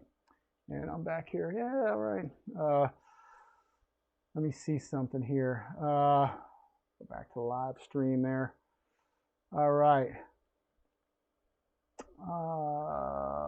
What do we got? Yeah, let's see. Looks like Arrows RC is selling cruising stands. Oh, yeah. Oh, hopefully they are. Oh, good. That's a good thing. It's a U.S. company, so that's a good thing. And then, oh, I was going to show everybody the fan lock, too. I don't know if I've got all the stuff to show that, but let me see. Actually, I could. This is something, and I'll probably show this in another video for the guys that have 105 fans, change some stuff. But you know, this is a lock I made. I just fabricated this. This is a fan lock that I made to lock the fan, so I can tighten it. And it's pretty simple to put on, but you do have to do a little work to do it. But what I found with my fans was, and I'll see if I can get, I'm not sure if I want to be able to show this the way I want to show it, but let's see if I can. It's a lot of maneuvering. But my fan has, I may not be able to show this that well. My fan in there has, let's see, let me zoom in.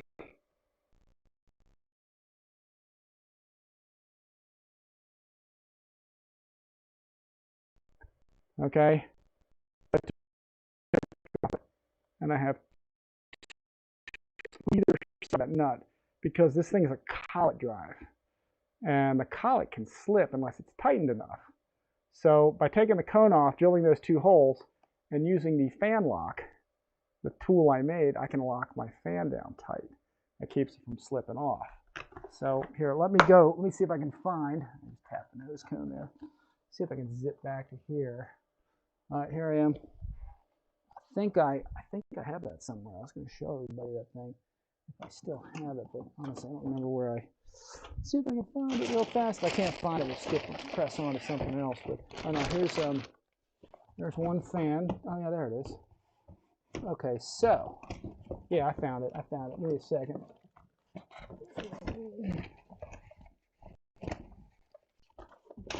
Excellent. All right, there's G.I. Joe fell. All right, here we go. there's the fan. Oh, I don't have the, shoot, I don't have the thing in the middle. But here's a picture of the fan. Here's what a fan rotor looks like. Okay, and I don't have the actual one with holes in it because it's already mounted, but here's a quick look at the rotor. This is a broken rotor that actually flew off my airplane, one of my airplanes, one of the first ones I had. So, and it broke one of the fan blades. So, but those 2 holes I had that I drilled there, I made this tool. So I'll drill 2 holes, I'll lock that in, put those 2 screws. And I'll show this in another video because I have to really make this to show people. But I'll put those down in there. Now I have the fan locked. I can hold this fan in place, okay, while I use, and I sent this to the factory so they can see this. Okay, it locks it in place. I can hold this while I take a driver and I can tighten my fan without this spinning on the drive. So that's the device that I made to lock all my fans down, because I did have one come off. Change sun fans have been around for a long time, and they're awesome in these airplanes. Wait till I put these videos out. You guys are going to be blown away by kind of how well that this thing flies. And in fact, I already put a couple videos out of this, but on grass it's pretty awesome. And like I said, this fan lock really works really well. So now receiver wise, what I was talking about before was these things right here. These are Hobby King sells these, and I use these in a lot of airplanes.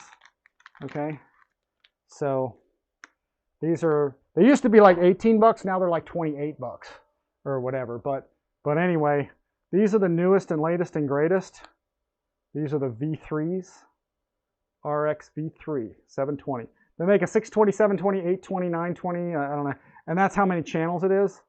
But these I've found viable. And you can get satellite receivers for them too. They're 2 channels. But they're very economical, and I have them in a lot of airplanes. I fly these in my Tiger Cats. I have one of these in the, actually the first L39, the camo one, this is what I have in there. And that's all you need, you know. It gets the job done. They're good. So, looks like a lot nut on your side grinders. Yeah. Is that a lemon? No, it's an orange. These are orange receivers, guys. They're pretty nice. Yeah, and I buy them by the bag because they're inexpensive. And if you can find the satellites, which are hard to come by, I think I have a couple satellites. Yeah, I get these by the truckload because they're just, I had to do so many reviews. This is the satellite. If you can find these, it's like a unicorn, man.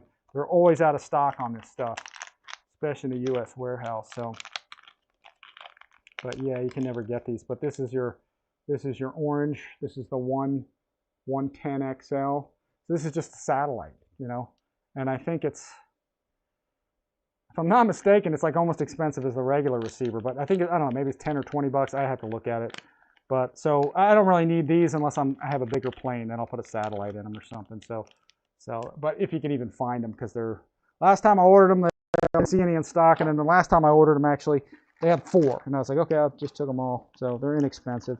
So, but that's the way I kind of buy receivers, because I always need one sitting there. So, you know, but anyway, the configuration on this thing, I just have 2 receiver batteries right here, 2 main batteries right here, all the way to the back, and it flies fantastic. So that is that's about it for that. And I'll probably do, like I said, a more kind of thorough video of that at a sort of a later date. But anyway, let's see. Let's put this back on.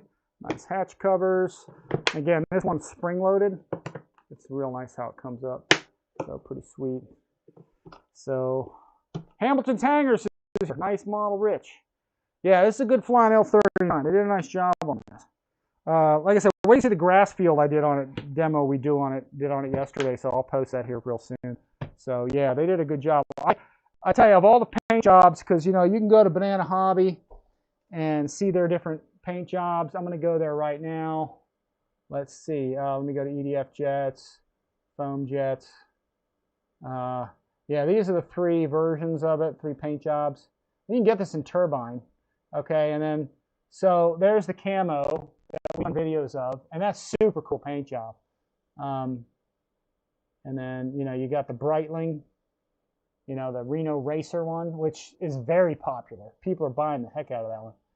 But I really like this Russian USSR CCCP. I don't know, you know.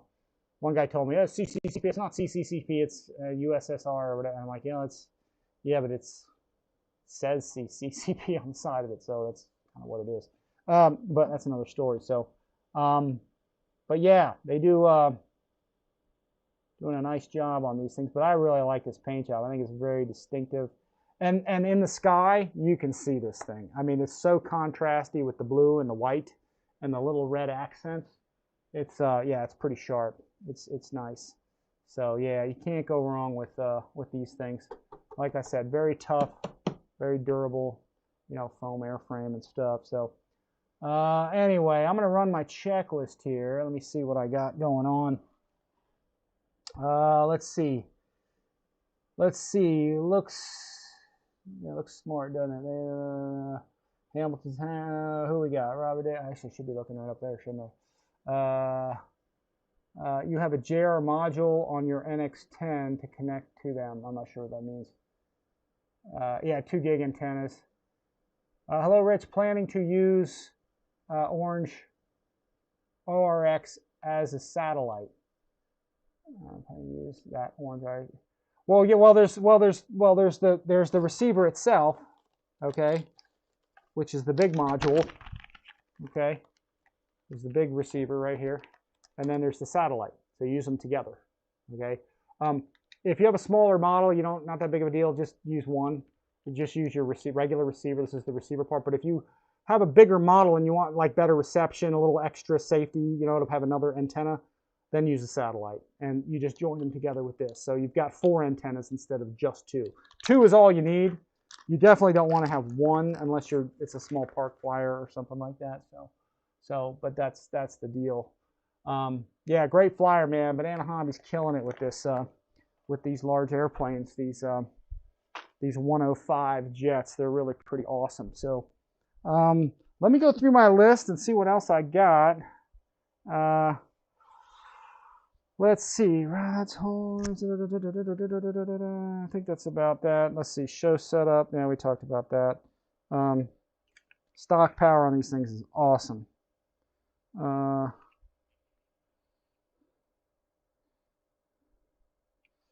Let's see, we went over that already. We talked about that. Let's see. Oh yeah, the E-flite A10. I'll probably do that another time because that's going to take a lot of time to do that, but we'll go over that. I may do a live show on that. Who knows? Maybe I'll do a live show tomorrow. We'll see. Or I may just do like an unbox video of it or something. So, what TX for those RXs? Oh, those receivers are used in Spektrum. You have multi-protocol JR mod? No, I don't know what that is. I'm not sure.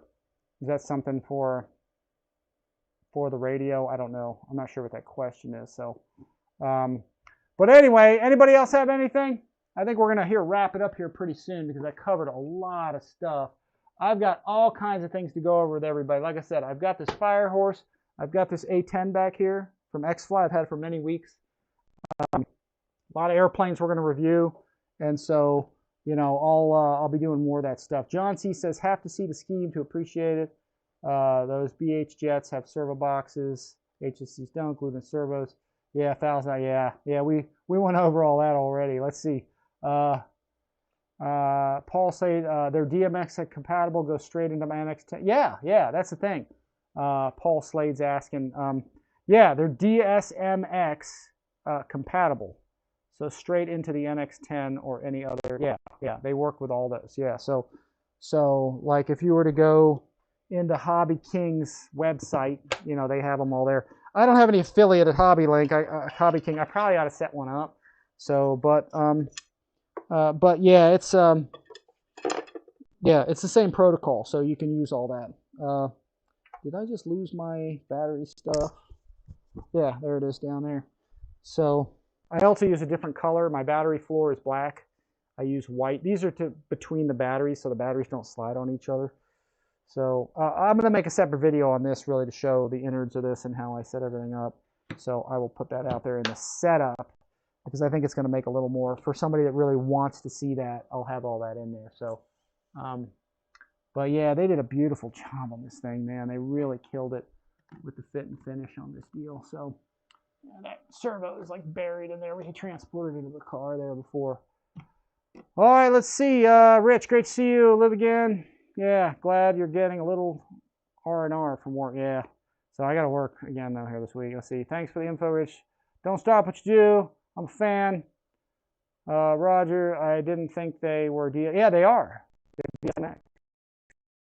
for a lot of stuff. So here, let me. I'm gonna grab this. I'm gonna put this back on the cruising stand there. The only problem with this plane is it's long. It's really long. But stay tuned, guys. We're gonna have more videos of this out that we shot yesterday, and we will have that out here pretty soon. Same thing with the diamond up here. We'll talk more about that. There's a handful. Let's see. We'll get that in there. All right. Excellent. Excellent. Anyway. Yeah, there we go. So both of those planes, guys, we got videos, more videos coming. So stay tuned for that. That's going to be pretty cool. So, yeah, we'll get those up there and going. So, yeah, if you're asking me, no, I haven't put multi-module. No. All right, cool. So, all right, guys, anything else? I covered a lot here, talked about a lot of things, kind of went all around. Let's try to answer some questions just to kind of get back into the live streaming thing. I got a brand new computer, super high end, and the mic jack didn't work. So I had to send that back because I'm still using my old computer, but I got a new one coming. This one seems to be good. I don't think we had any lag at all during this stream. So it seemed like we had good pickup. In fact, let me review a couple of things here real quick before I say sayonara here. Let me look at a couple of things I want to cover real quick. The RCINFORMER store, guys, again, the store is just everything that I use. So if you guys want to help out, if you want to buy something through my store, the store only contains the stuff that I've bought and used. Okay, and some of it's non-RC, but it's everything I've bought and used. It's not stuff that I'm not going to put something there that I haven't used or bought because I'm not into that. So there's a lot of cool plugs and burner kits and batteries and stuff. And so check that out. All those links for the RCINFORMER Amazon pages in the links in the description below. So, so if you guys get something through there, it's stuff I use. I can recommend it for sure. So let's see what else we got here. What else we got? Oh, Scale Salute to Veterans event. Just to recap, November 13th, 14th, Ocala Flying Model Club. We're going to be there unless something happens to me or something crazy goes down. So that we're going to be there. So be there, be square kind of thing.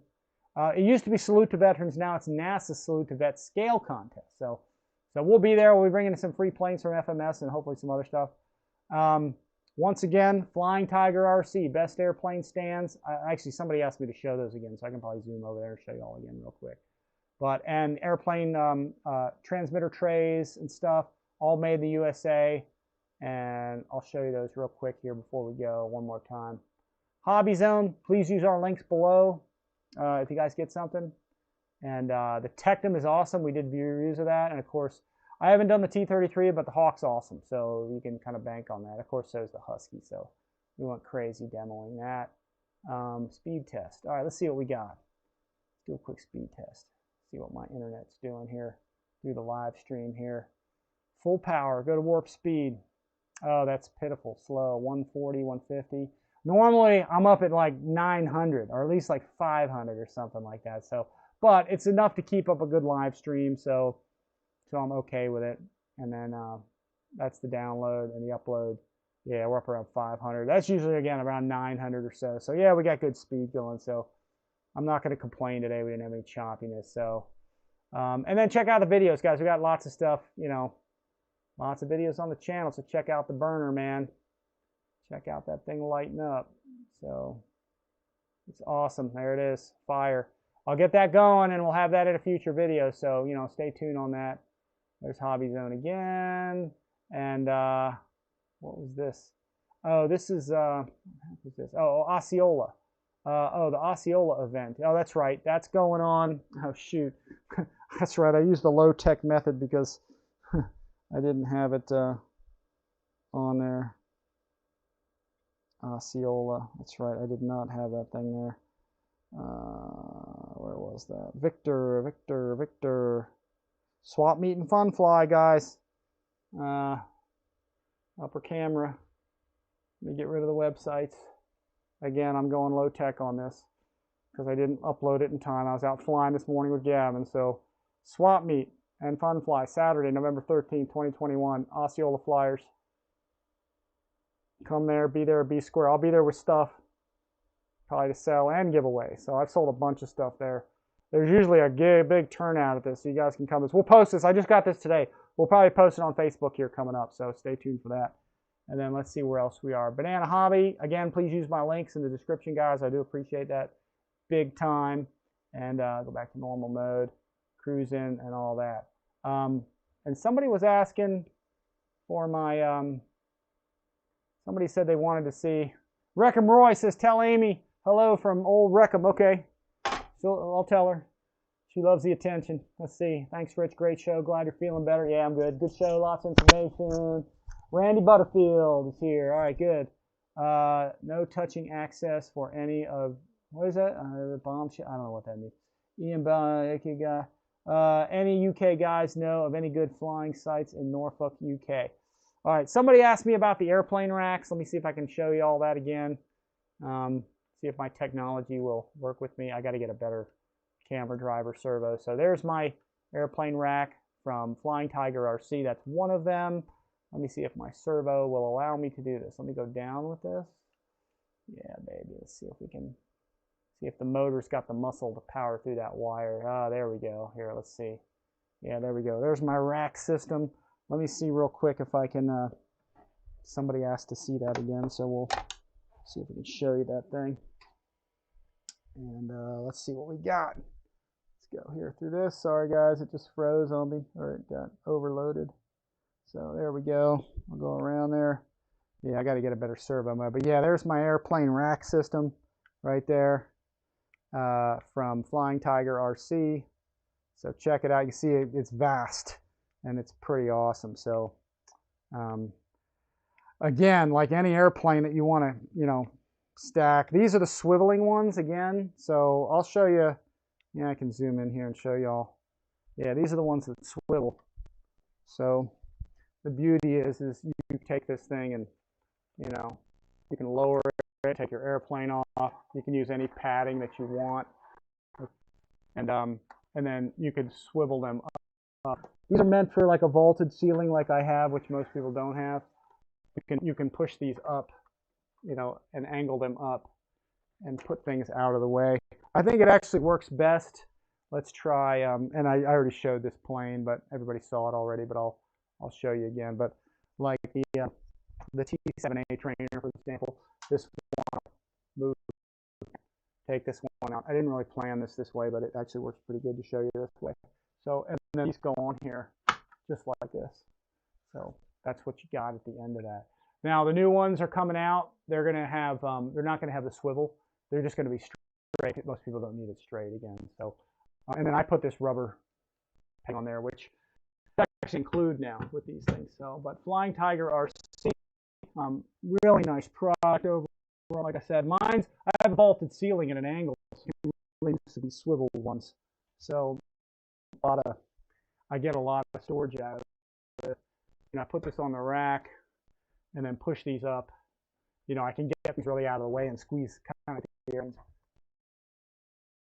and out of my way too. So what I can do is I can still get to all my tools. I showed everybody this before, but I should kind of show you again because I got drill press, I got sander, bandsaw, pretty simple stuff, nothing too complicated.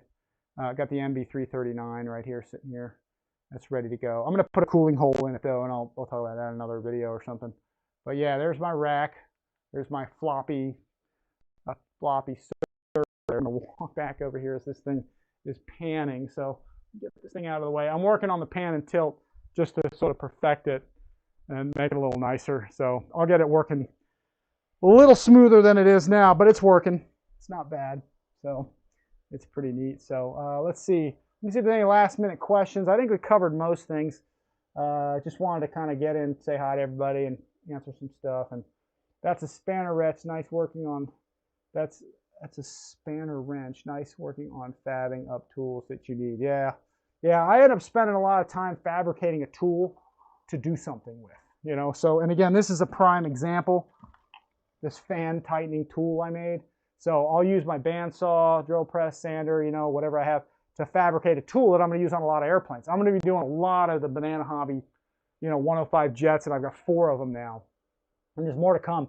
The change sun fan is awesome, so for me it was worth it to make a tool because I'm going to use it on all of them. I'll need it to, you know, get fans on and off and stuff. So, and I'm constantly fabricating stuff. So, but all right, guys, I think we're going to sign off. It was a good showing here.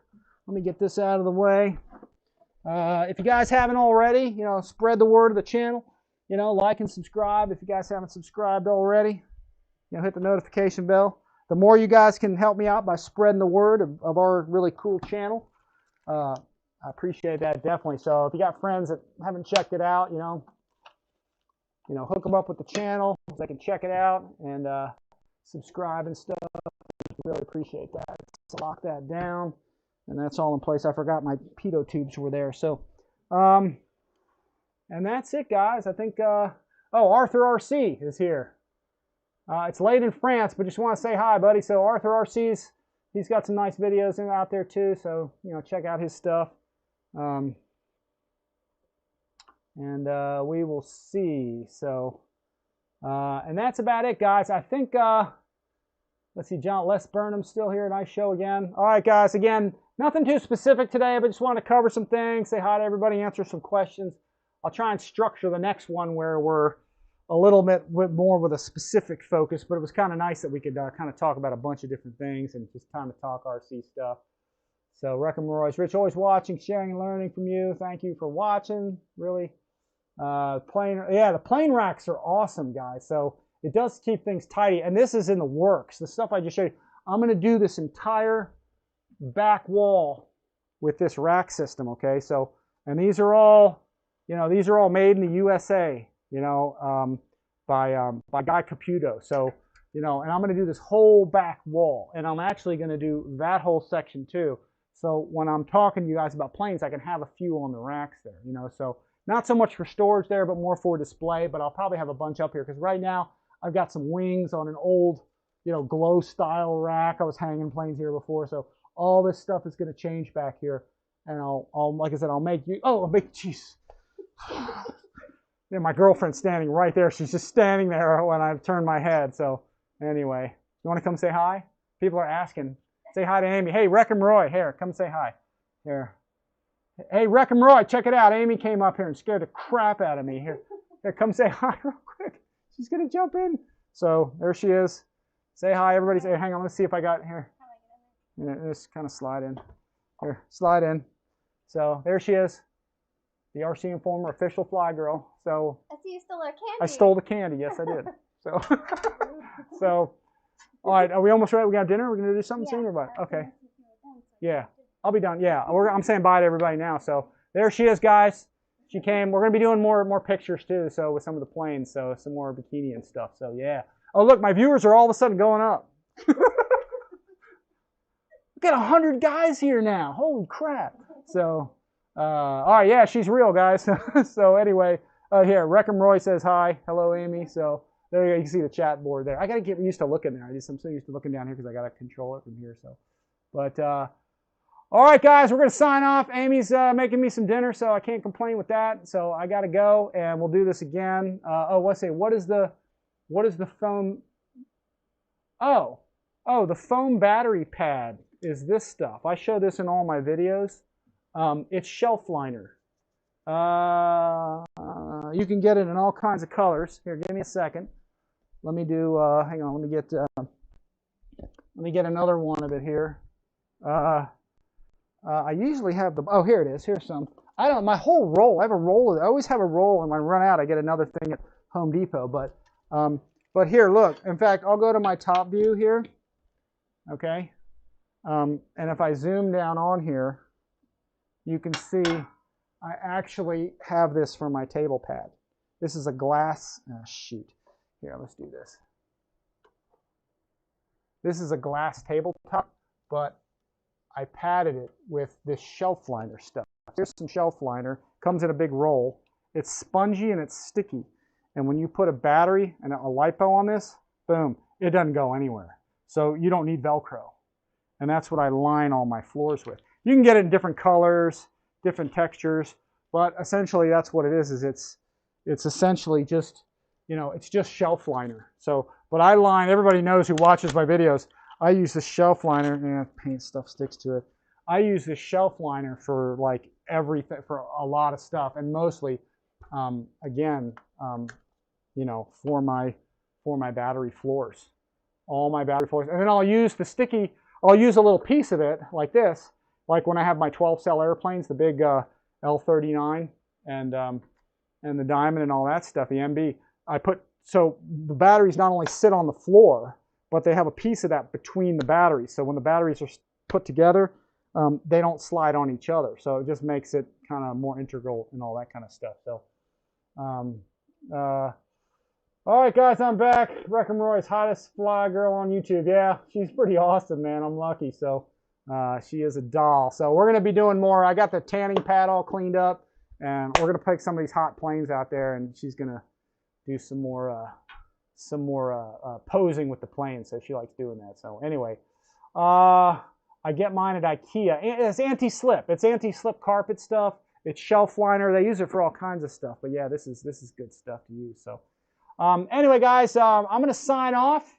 I appreciate you guys coming. And the shelf liner. Watch some of my videos if you hadn't seen this, guys. I'll put double-sided Scotch tape on it, and that's how I stick it to the floor of the airplane so it doesn't slide. Then you can peel it off and change it if you need to later or whatever. So Randy Butterfield there. So all right, guys, I am going to head out. Thank you all for watching. More videos coming. I got lots of unboxings, flight demo stuff. We'll be putting out some stuff this week, so be looking for it this week. I may possibly do a live show tomorrow because I'm around. So I don't know if I'll do it or not. So stay tuned. Maybe I'll do it. So anyway, thank you guys for watching. I appreciate everybody coming by. Like and subscribe to the channel and all that kind of stuff. Pass the word around that RC Informer's here. We're doing lots of stuff. So anyway, guys, thanks for watching. As always, guys, we will see you all next time.